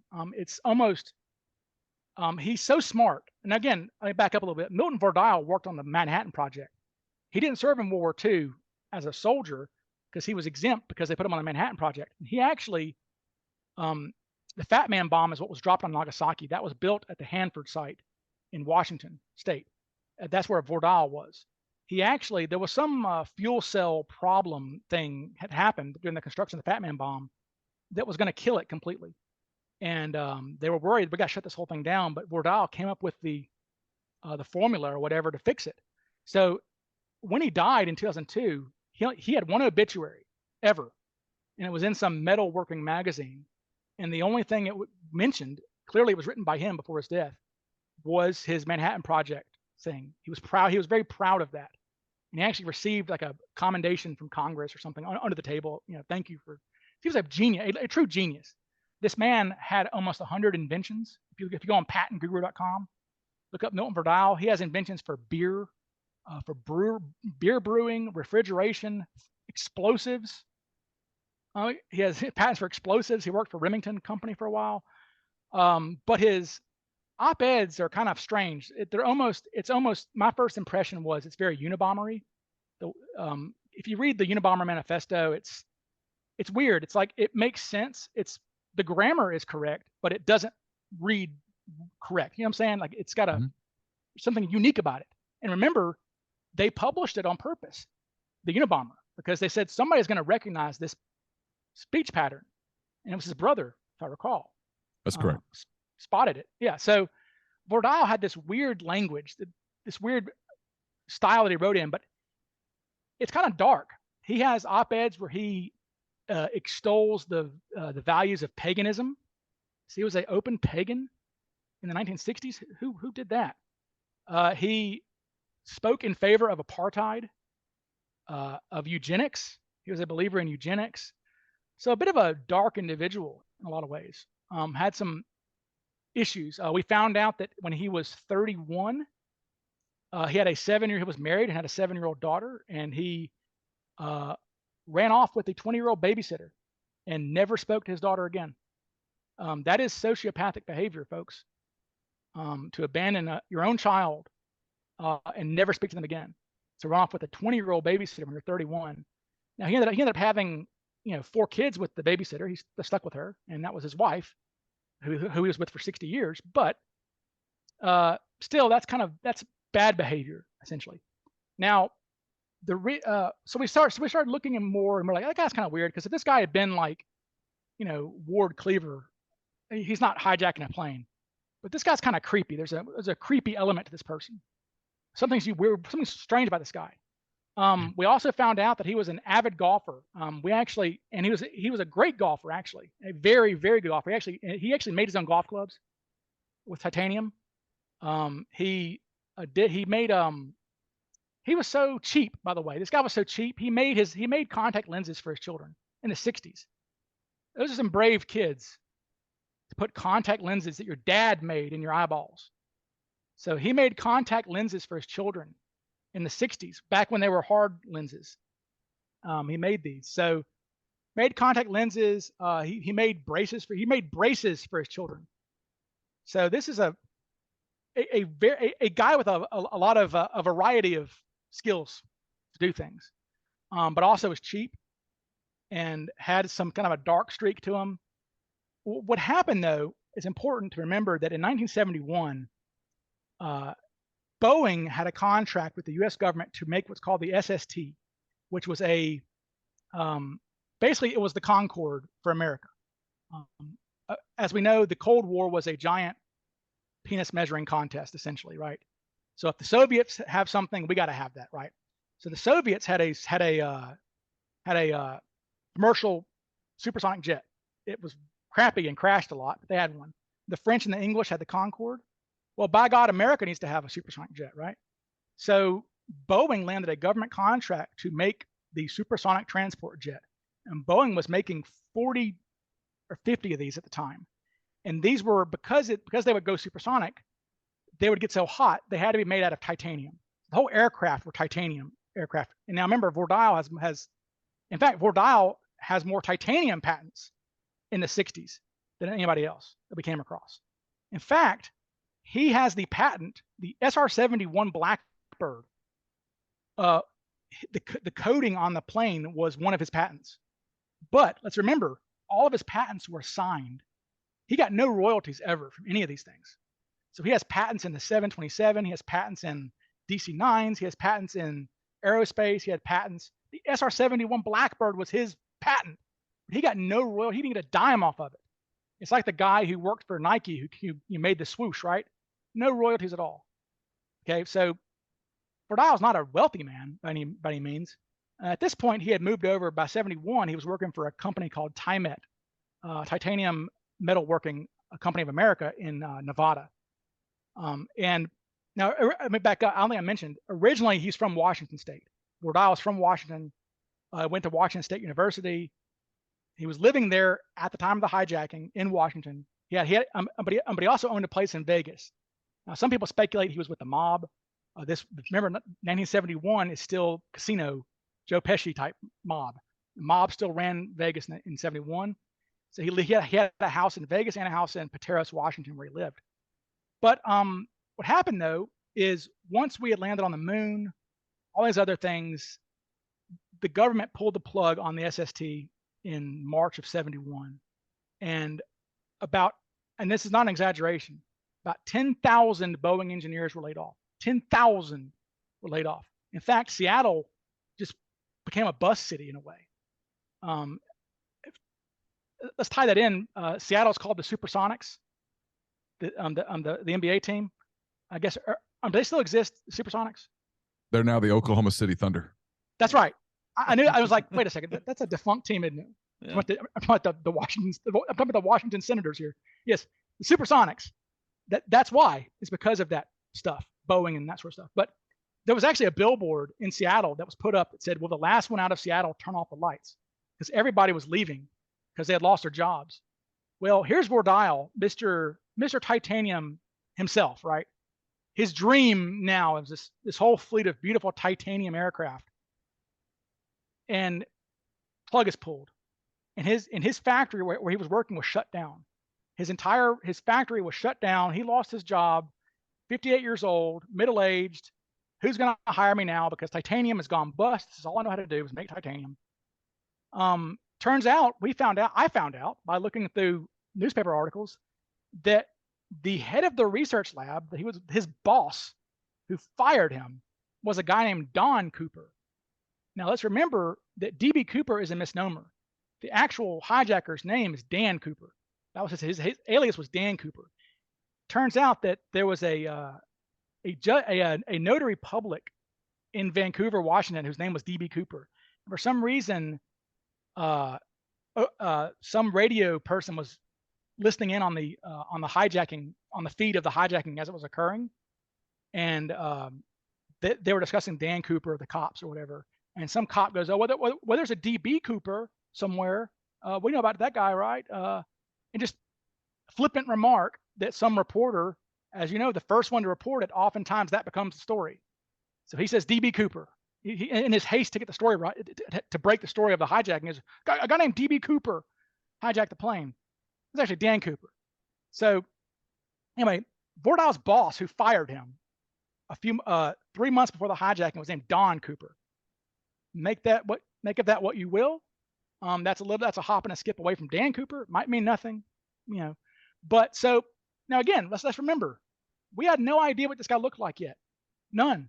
Found no pictures of him. So what we did is we looked on Ancestry to find out who of his family were still alive. Okay. Because he was born in 1913, so he's gonna have grandkids who are older. It turns out he had a grandson. He has a grandson who was born in July of 71, who is a real estate agent up in Seattle, a pretty well-known real estate agent. We contacted him about it. Now again, let's remember this: if somebody contacted me about my grandfather and said my grandfather was a pirate, was an air pirate who skydived with $200,000, I go, you're full of shit. I'm sure most of you would think the same thing. Like, that's ridiculous. Well, none of the family, they're all just like, tell us more. We're like, oh geez, like, oh God, now that was literally their reaction was, okay, interesting. Let's, and again, we're expecting the slamming the door essentially, like to piss off, my grandfather. You're expecting like, Grandpa? No, he's a big Seahawks fan. He doesn't do anything. Come on. He was so sweet. He was a sweet guy. I like to bowl on Tuesday night with his buddies. Yeah. Yeah. What's funny, when we first told him about DB Cooper, his first reaction was, what the F? He goes, what the beep? And then he goes, and then there's silence. And we're like, and then he goes, well, Grandpa was kind of an interesting guy. He goes, what more can you tell us? We're like, oh shit. So we asked for photos. We said, what do you have of photos of your grandfather, right? Can you send us something? He goes, well, let me look around. Now he wasn't a guy who was photographed very often because a lot of people weren't back then. So he ended up finding Vordahl's passport from 1969. And I'm not ashamed to admit, when I saw the picture of his passport, I had tears in my eyes. I said, oh my God. Because again, this guy, he could have looked like Chris Farley for all we knew. You know what I'm saying? We didn't see a picture of him. We knew he had the right height or whatever, but that doesn't mean he didn't have big bug eyes or little skinny eyes or a big, huge honking nose, So he kind of matched, right? It matched a lot like that. As you can see, it's the nose is right, the head shape's right, the hair is right, the ears are right, the chin's right. That's it. That is Milton Vordahl's passport picture with the DB Cooper sketch. The longer you look at it, the more it looks like him, frankly. The more you look at it, you go, I'll be down. Yeah. Well, again, a sketch is not a photo, right? Yeah, sure. A sketch is going to get as close as it can be. And what's funny is that sketch artist is still alive. He worked for a long time on that sketch. We have the FBI files about them making the sketch. It took them a long time. That's why if you Google, like on the Wikipedia page for facial composite sketch, the photo is that photo right there of DB Cooper, because that's the most famous sketch probably ever, because the FBI put a lot of effort into it. So we saw this, we go, oh God Almighty, that looks just like him, doesn't it? So that took our breath away, and we go, oh shit. So we started digging into it more, and the family were just like, yeah, granddad was kind of, his own grandson says he was kind of a pagan. He worshipped the stars and the sun and stuff. And when he died, he wanted to be thrown in the woods and have his body rot in the woods. We were like, well, we can't do that, so we cremated him. But they wanted to throw him in the woods. That was his request. He was an interesting fellow, this guy. He's got all these. Like I said, there are op-eds where he's talking about he was very pro-choice. Oh yeah, he would write op-eds during the Roe v. Wade era using his wife's name. Now again, he would sign these things Elizabeth Vordahl. Now again, maybe his wife just happened, maybe his 1950s housewife just happened to write just like him, but that's unlikely. Look, they read just like. No, hold up. If you're going to let Ward Cleaver be a skyjacker, it is possible that June Cleaver would write op-eds. So just back off. Just keep going with the story. But leave Wally and everybody in the Beaver and Eddie Haskell out of this. Although, would June Cleaver say that your aborted babies are no different than eggs washed down the drain? Probably not. No, probably not. June probably would have a little bit more of a compassionate approach to that topic. Yep. And that's what Vordahl's op-ed said, your babies are no better than eggs. A human life is not formed until they're about 5 years old and have emotions. I mean, it's just creepy stuff, So yeah, so we basically, and where we are now is that we announced this guy at CooperCon. A lot of people are really interested in Vordahl. The problem with him is he's got several problems, but none of them are what's called silver bullets. Problem is we have no idea if we don't know if he'd ever skydived before. We know he was a very active man. Like I said, we found our news article of him placing second in a golf tournament when he was 77 years old. And this is not a senior golf tournament. This was a golf tournament. He was still playing in his late 70s. He was a man who could figure out how to make his own kids braces and contact lenses would be able to figure out how to put on a 100% parachute and pull a cord, and trust that it would work. He would understand the physics of it. Right. That, hey, this is probably going to work. Now he did die. I'll say this too. Vordahl died of a neurological disease when he was older. It turns out that it's kind of sad. A lot of the people. Remember, I said that we looked at obituaries of a lot of these guys from these labs. A lot of them died of Alzheimer's and brain disorders. I think surely from the chemical. This is before OSHA, so they were inhaling a lot of toxic chemicals, making these, metals and things, in these forges. Very nasty business. But he died of a neurological disease, and it's a really rare neurological disease too. And I looked it up, and what it mainly affects is impulsivity. So it is not believed that the Cooper hijacking was very well planned in advance. We don't think he thought about it very long, because less than 2 weeks earlier, a Canadian named Paul Sini tried to hijack a plane in Canada, and he carried a parachute with him onto the plane and said, "I want money, and I want to give it to me, and I'm going to jump out." Now he got distracted for a second, and a co-pilot hit him in the head with an axe, fractured his skull. So he was never able to make good on his hijacking. And also, he hijacked a DC-8, which would have made him have to jump out the side door. So he would have been killed anyway. He would have died. So, but it was a very highly publicized story at the time. So it's very unlikely that two men independently of each other were thinking up this completely novel heist, right? They had this, where I'm going to board a plane, ask for money, and then jump out. So we think that Vordahl or Cooper, whoever he was, said, "I'll be damned, I could do that." And guess what?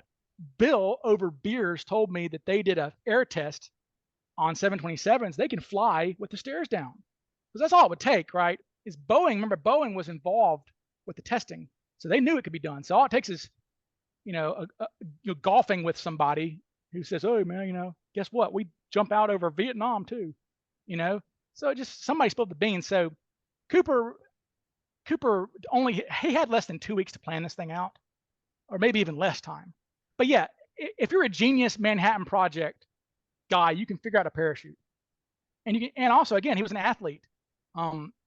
Most of the news articles you find about him are him winning tennis tournaments, him winning golf tournaments.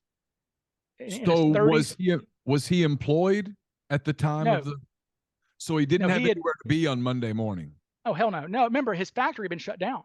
So have you talked to the family? Have you gotten far enough to know? Did he show up for Thanksgiving dinner? No. Was it odd that he wasn't there? I mean, problem is there's only one surviving son of this guy, and he is kind of battling early Alzheimer's, and so he only has one son. And remember, grandkids aren't going to know these things, right? I mean, you wouldn't know where your grandfather was in 1961, for example. Of course not. Right. So, and if your father had Alzheimer's, then you're not even going to bring it up to him. In fact, we've asked, and he said, I don't want to tell my dad about this because I want my dad to remember as his dad as he was and not complicate things. Although what's interesting though is that one of the other sons, this guy had 4 kids, Vordahl. The nephew or his grandson did tell us that his uncle, one of Vordahl's other sons, had a bunch of D.B. Cooper books.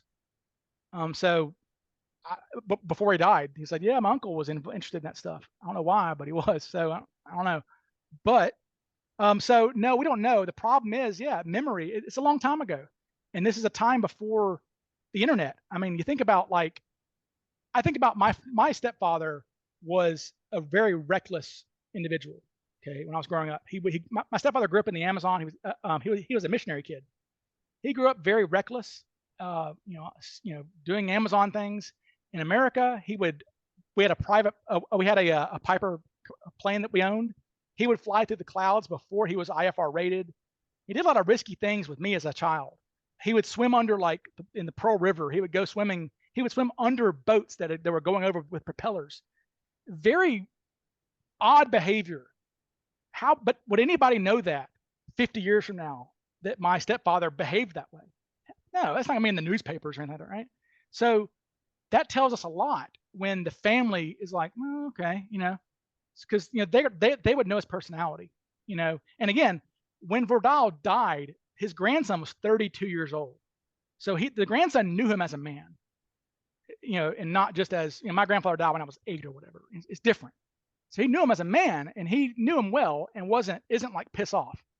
He's intrigued. Now, we are slow playing the family very slowly. I'll say this. This all happened in about all this stuff happened in August, September, October of last year. And we're slow playing that. We're moving very slowly with the family because problem is, if you think you have DB Cooper, the only way evidence is ever being found, a Cooper 20 tucked in a book somewhere, the ransom notes kept as a souvenir, shoved in a book in a closet, right? Something. It's going to be through the family's help. And so if you lose the family for good, that's it. It will never be solved, especially if he's the guy. So we're moving extremely slowly with the family, just trying to protect them and not, I have not gone to the news to report this, and I won't. And I've told them that I will never go on Netflix with a Vordahl documentary until we have proof of it, right? Because I don't want to do that. I don't want to. I mean, Vordahl is not on the Wikipedia page, for example, because I don't want, I mean, he may not be Cooper. The thing about it is I don't know if he's Cooper or not. He matches a lot of things, but it could just as easily be somebody within Vordahl's universe. Somebody who do you worry about you're doing I mean, look, we're not exactly the NBC News here. Maybe every bit as reliable as these days, but regardless, if something like this were to become, for lack of a better word, viral and got picked up with you talking about this, or do you worry about losing your scoop to another media? Well, because you even did it at CooperCon. I mean, that told all these people who obsess over this what you're doing, right? Yeah. It's a weird. Okay, so the weird thing about Cooper is it's a very proprietary industry, I guess. So like, if you have a suspect and and that's your suspect, that's your suspect, and we don't step on toes.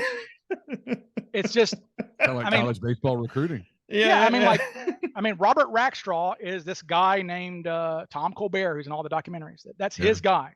I mean, different suspects have, different guy. Ted Braden, who's a great suspect, has a guy named Drew Beeson, wrote about him. I mean, it's all these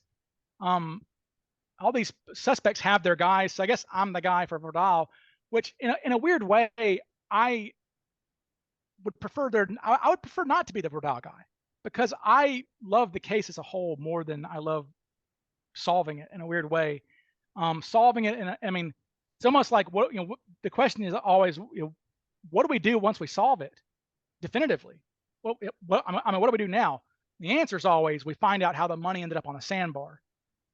Because we haven't talked about that. We'll talk about that real quick. In 1980, about $5,800 of Cooper's money was pulled out of a sandbar by a kid who was digging a fire pit on a sandbar.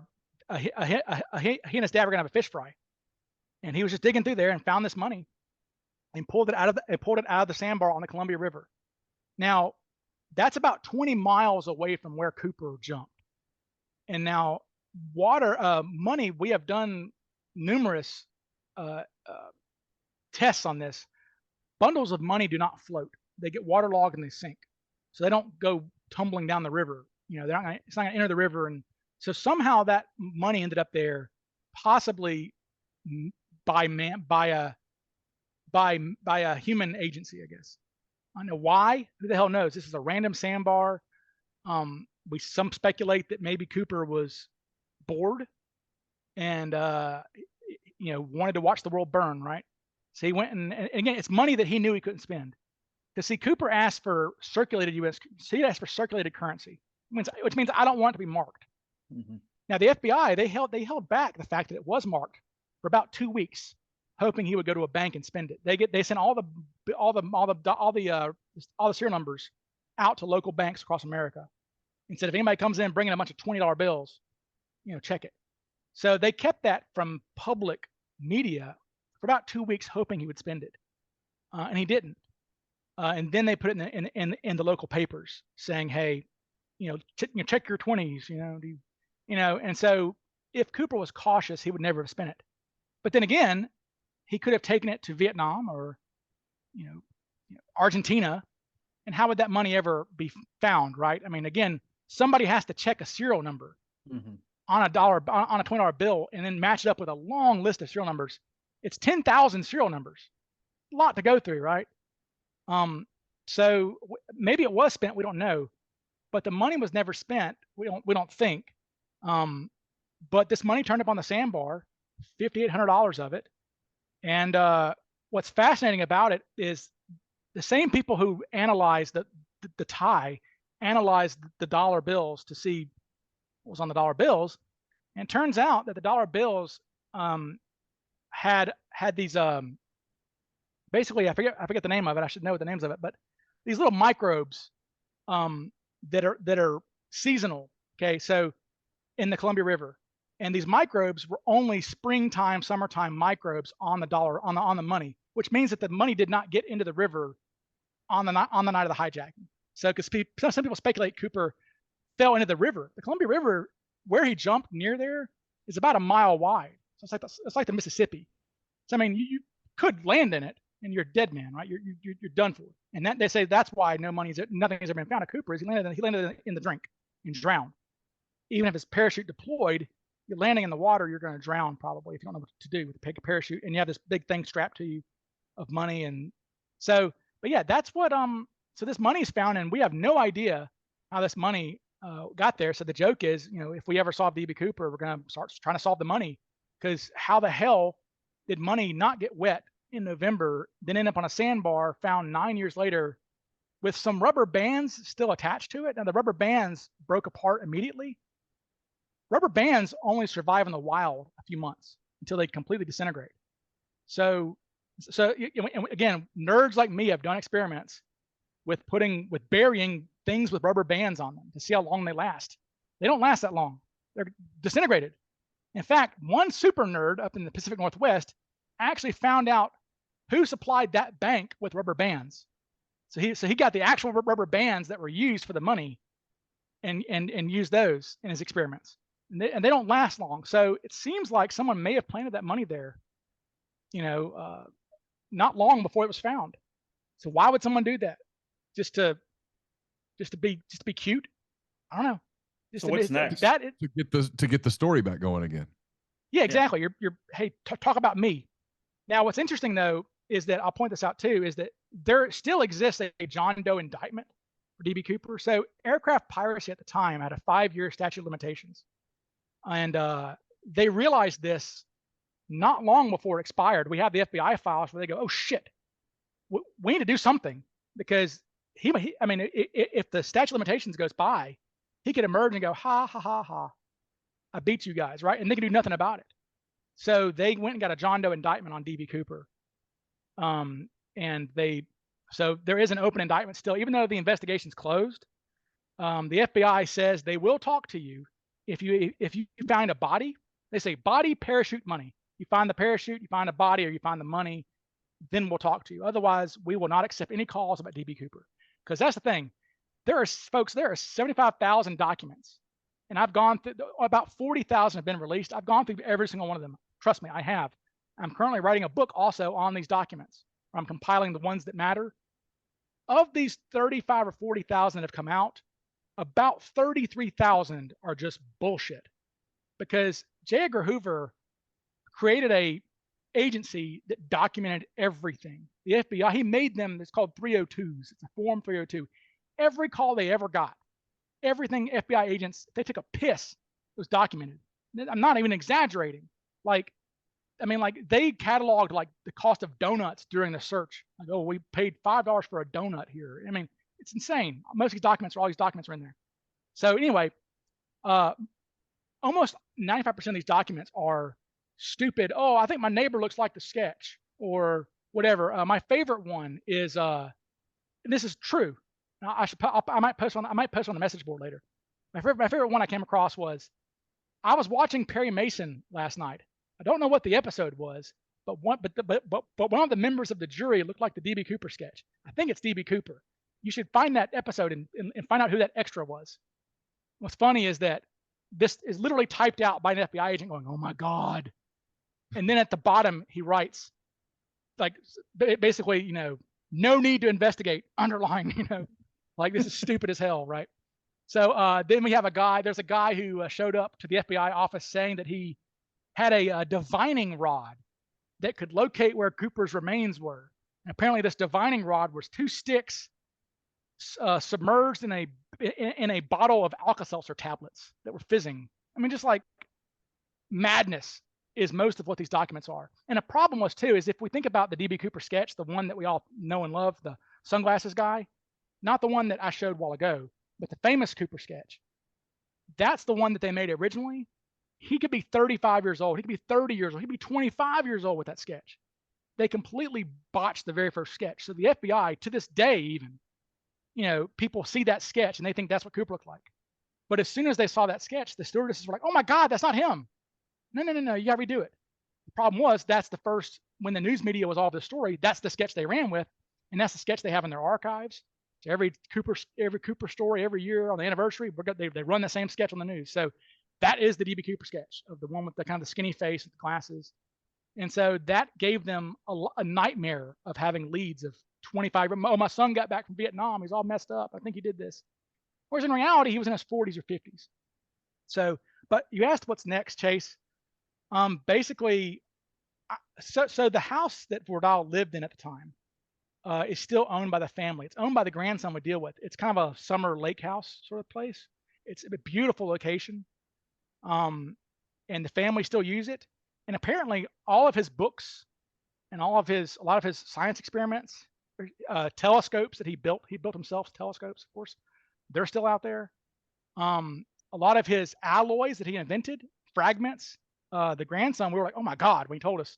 He said, "Oh yeah, in the garage, there's all these like pieces of metal that have like patent tags on them." So we're going, "Oh shit." So if we could have access to one of those, we could scrape off and see if it's the exact chemical formula of the one that's on the tie, right? So that's all still there. But again, we're slow playing the family. Eventually, we're hoping that we could get up there on the land. We have access. We have people who will give us access to I forget what it's called, but kind of a Doppler, a thing that can look through walls, cubby holes. Now, this guy was kind of a strange guy to begin with, an inventor. He built his own house too. So who knows what kind of cubby holes he may have had hidden for things, right? So that nobody knows about. So we're hoping to have an invite eventually from the family to come up there and look around and look around the ground. Maybe he buried the money. Maybe he buried. I don't think he did. I think he probably, you know, the thing about where he lived in the biggest county in Washington by size, but also the county that has the smallest population. So he lived in the middle of nowhere. So nobody knew this guy. I mean, he could have blended in. I mean, it would have been nothing for him to go to Portland and do this. And what's interesting too is at the time, he had family in Seattle. He had 2 sons living in Seattle.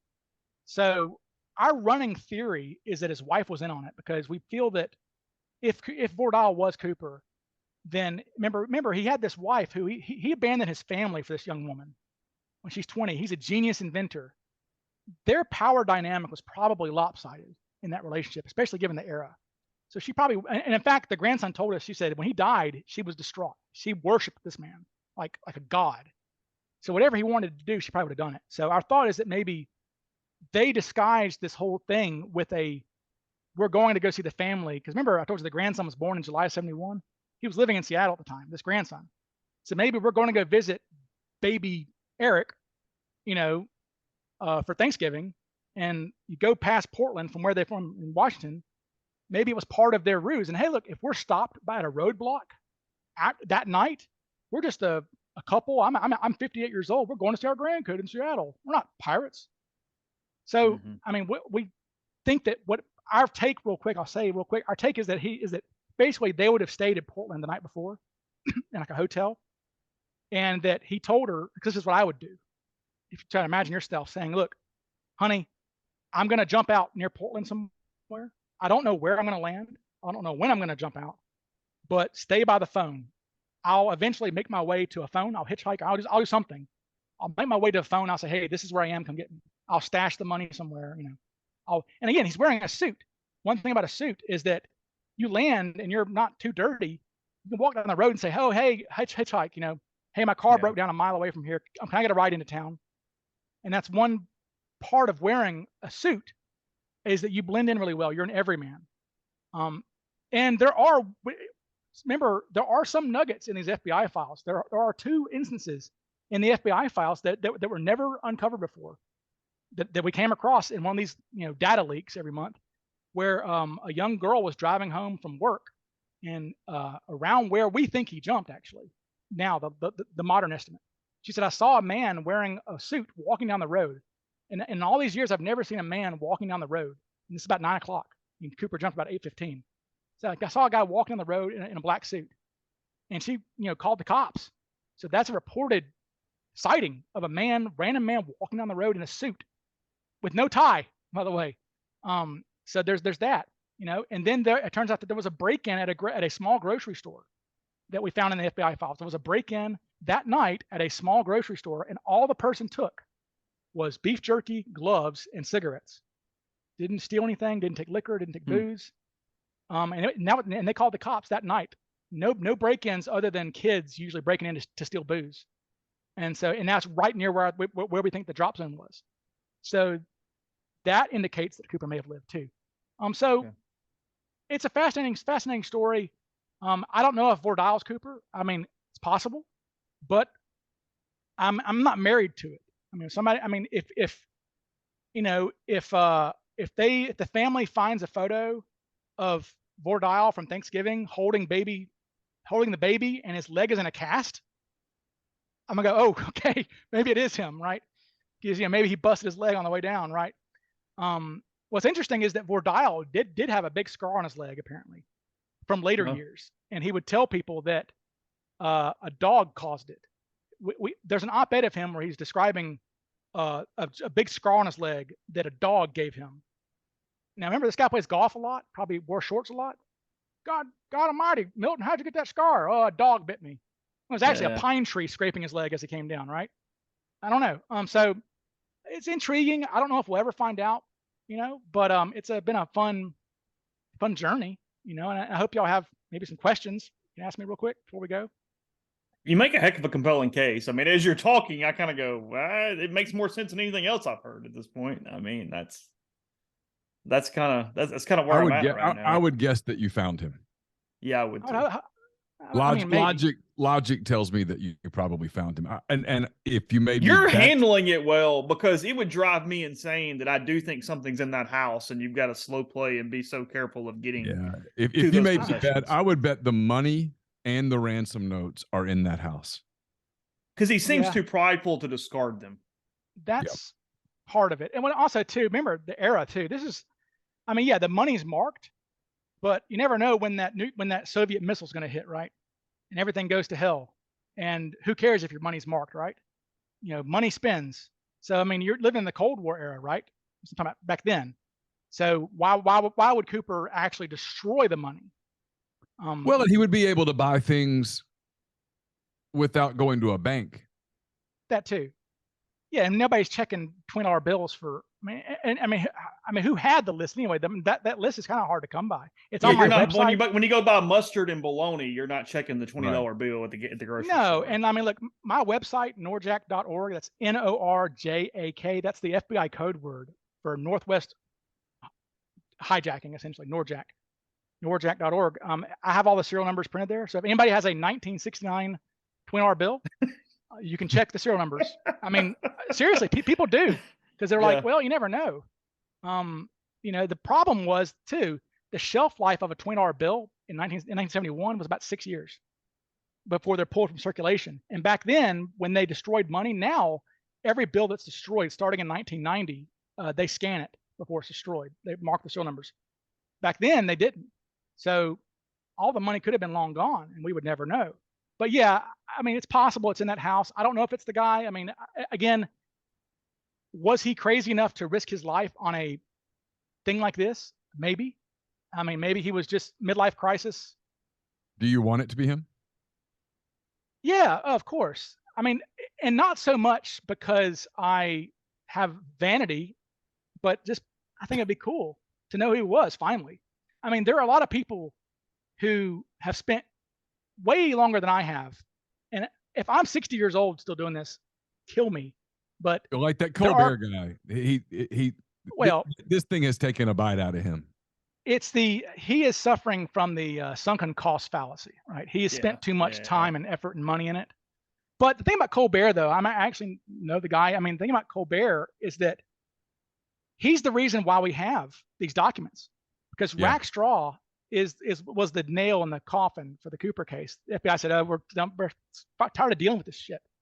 So, and Colbert's lawyer, a guy named Mark Zaid, who's Mark Zaid. I don't know if you know that name may be familiar with you guys. You guys do Kennedy stuff. He's who got all these Kennedy FOIAs released. So he's really involved. He's like the world's best FOIA lawyer. He's highly responsible for a lot of Kennedy docs being released on the JFK assassination. So, but yeah, so Colbert had the deep pockets to pay Zaid to file a lawsuit and sue the FBI. So really, it's a collaborative effort. I mean, everybody gets a treat. I mean, it's not me finding Vordahl. If Vordahl's the guy, it all begins with Larry Carr, the agent who went on TV, got me interested. He's the agent who said, "Hey, let's get the tie scanned," right? So, I mean, if it wasn't for him, if it wasn't for Colbert, who got the FOIAs, I wouldn't have got these documents. And so it's a team effort. But I hope it'd be cool if he's the guy. And we call him the unicorn because one thing about him is that he's not a badass military guy. He's not a skydiver. I'm talking about when I explain to you, they pulled every single skydiving card in this country. All of them. 30,000 every single person.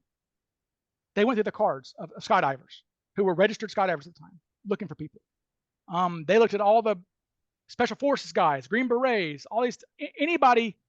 And what's funny is that they would show these pictures of these skydiving guys to the witnesses, to Bill Mitchell, the college kid. And Bill Mitchell told me over breakfast at CooperCon, he said, "Man, they would show me these pictures of these skydiving dudes." And I'm going, that's not him. He wasn't a badass. He was a dork. Like, this guy was not intimidating at all. He was a nerd, a geek. He wasn't some skydiver, some Point Break type guy, right? I mean, this is not that. So a mild-mannered, middle-of-nowhere scientist is not going to gain FBI scrutiny. They're not going to look at him. Nobody's going to think it was him. So really, it's kind of a perfect crime, in a lot of ways. What's the reaction at CooperCon when the pictures go up? I mean, is it gasp? Is it applause? Like, what is it like in this room? It was a gasp. There was an audible gasp, absolutely. Because people in the video, I say, look, I even warned them. I'm like, folks, this is a little shocking. Just be prepared. And I had a clicker, and I clicked over to that picture that I showed, and it was, and then some laughter. A few people started clapping, like, holy shit, because no one looks that close. Okay, and again, this guy could have looked like Chris Farley, Vordahl. Mm-hmm. Sure. But the fact that it's almost too much. It's the tie particle, right? Then it's he lived in the area. Then it's he was pissed off about work. Then it was the picture looks like him. Then he was an asshole. Use the boss's name. Come on. Yeah, I'll be shocked if it's not him. Yeah, and so that's why we call him the unicorn, because everybody else who was a skyjacker at the time, they fit a pattern. They were political radicals. They were Vietnam vets who were messed up. They were like my friend Mark McNally. He was a crook. He was a bank robber who was like, I could do that. That's cool. It was a method of bank robbery for him. Cooper was different, right? Cooper was chilled out. Cooper maintained his cool. He didn't. All the other skyjackers, they showed up. The passengers were very aware they were being skyjacked. It was like almost like, this is a robbery. This is skyjacking. Cooper's back there chilled out, almost a little embarrassed. He's offering tips to the girls, almost embarrassed. He's doing this to them in a way. So in the FBI, all of their documents say, look, this was probably this guy's first crime. They think it was his first crime. The way he behaved was not normal for a person who was a experienced criminal. And again, completely unassuming to the stewardesses. Nothing. I mean, just nothing. Would not have been intimidating in the slightest. Nothing except a fat lip. He had a fat lip, and Milton Vordahl has a fat lip that is drawn exactly like the sketches draw it. Mm-hmm. So that's the only. They said the sketch artist said, what did he look like? They said middle-aged man with a protruding lower lip. That's all they could offer. Yeah. Well, when you get more on this next time, we'd love to have you back and get the epilogue, because there's the I'm with Chase. I would, maybe this is just the reporter in me, the being patient with the family thing. No, well, I know. I guess you'd be afraid of being scooped. I mean, you'd be afraid of being scooped on. I guess it's. I don't know. I would be so invested that my curiosity would get the best of me. When I was covering courts and stuff as a young pup in Birmingham, there was an FBI case that there was a escaped prisoner that the FBI was searching for, and my shift was 4 a.m. to 2 p.m. and that evening I kept calling, and I ended up calling an ex-wife of the guy, and next thing you know, the FBI is knocking on my door. I got scolded at work for don't work away from work, and I was like, I don't know how to not do that. So, yeah, you're just trying to solve it. You're trying to fix it. That's just me. So yeah, I would be in Washington right now if I were you. Well, I guess the problem is, and I'll leave y'all with this, is that we're just, again, if you lose the family, it's forever gone. And so you almost have to have the discipline. Yeah, to slow play it. I would guess that the grandson, being human, knows, wants to know. Yeah, and he has been sending us things from time to time. So. He wants to know. I mean, it's kind of a cool story. Hey, my grandfather was D.B. Cooper. Oh, look, it'd be huge, especially look. His last name is Vordahl. Okay, there's literally one family with that last name in America. It's them. They're from Norway. Vordahl's parents came from Norway. He spoke Norwegian originally, but no, and so up in Seattle, look, there are DB Cooper themed restaurants in Seattle. It's a big deal. Okay, so for him as a real estate agent, there's no bad press, right? No, there's no bad press, and again, it's not it was a crime, yes, but nobody was harmed. It's victimless, if you will. Yeah, he's bound to want to know. Yeah. Look, Tina Mucklow said that about being a victim. She said, people bothering me since then has been more trouble than the actual thing. The actual thing never bothered me really after the day. I was like, okay, well, whatever. Has she seen Vordahl's picture? Probably. I mean, the problem is that they would not recognize DB Cooper. They just wouldn't. I mean, they've said so. I mean, look, we have FBI files from 1972, 73, where they're like, my memory of him is really foggy, and I would have to be in his presence to know if it's him or not. Yeah. So I don't know. Tina's in her mid to late 70s now. She's 74. So I mean, and so they don't remember, and you know, I wouldn't expect them to. I mean, could you describe your third grade teacher's face? Yeah. I mean, Mrs. Anderson, I'd have to really think about it. Maybe a little bit. Well, let's just say this: not even Miss Anderson. How about a substitute teacher? Yeah, right. In third grade. Yeah, right. That's more apt. No chance. No way. And so, I don't think so. I mean, now Bill Mitchell, the college kid who sat across from Cooper, he was there. He was at CooperCon. He was like smiling, like, okay. He was very interested. Remember, I told you Bill Mitchell worked for Boeing. So Bill Mitchell came up to us afterwards. He was like, yeah. He said, this is kind of what I like. He said, this is what I remember. This guy was a nerd. Like this is not, he wasn't a badass. He was a yeah. You know, like, and this is, he said, do you have more pictures? And problem is Bill Mitchell saw him from a side profile. So all Bill knows is, yeah, he looks like the sketch, but anyway, so I'll let y'all know. I'll post things online, and I'll post my Perry Mason thing on the website. On Yeah, Rocket absolutely. It's great stuff. We really appreciate it. Yeah, thanks, guys, and hopefully, whenever I find the $20 bill, I'll give y'all one. Oh, perfect. Yeah, absolutely. There's a bunch of them. That. Yeah, appreciate it. Thank you. All right, guys, take care. Our thanks to Ryan Burns for his time on the show. This will be up in podcast form on Friday as the Oxford Exxon Podcast. Speaking of, we'll be back on Monday with another edition of the Oxford Exxon Podcast. We'll recap Ole Miss's weekend series at Texas A&M. We'll recap the first football scrimmage of the spring inside Vaught-Hemingway Stadium. We'll also talk about the Final Four, SEC baseball, Major League Baseball, the final week of the NBA regular season, and much more. For Chase Parham, I'm Neal McCready. Thank you for being part of the show. Thank you for making us a part of your week. Have a great weekend. Talk to you on Monday.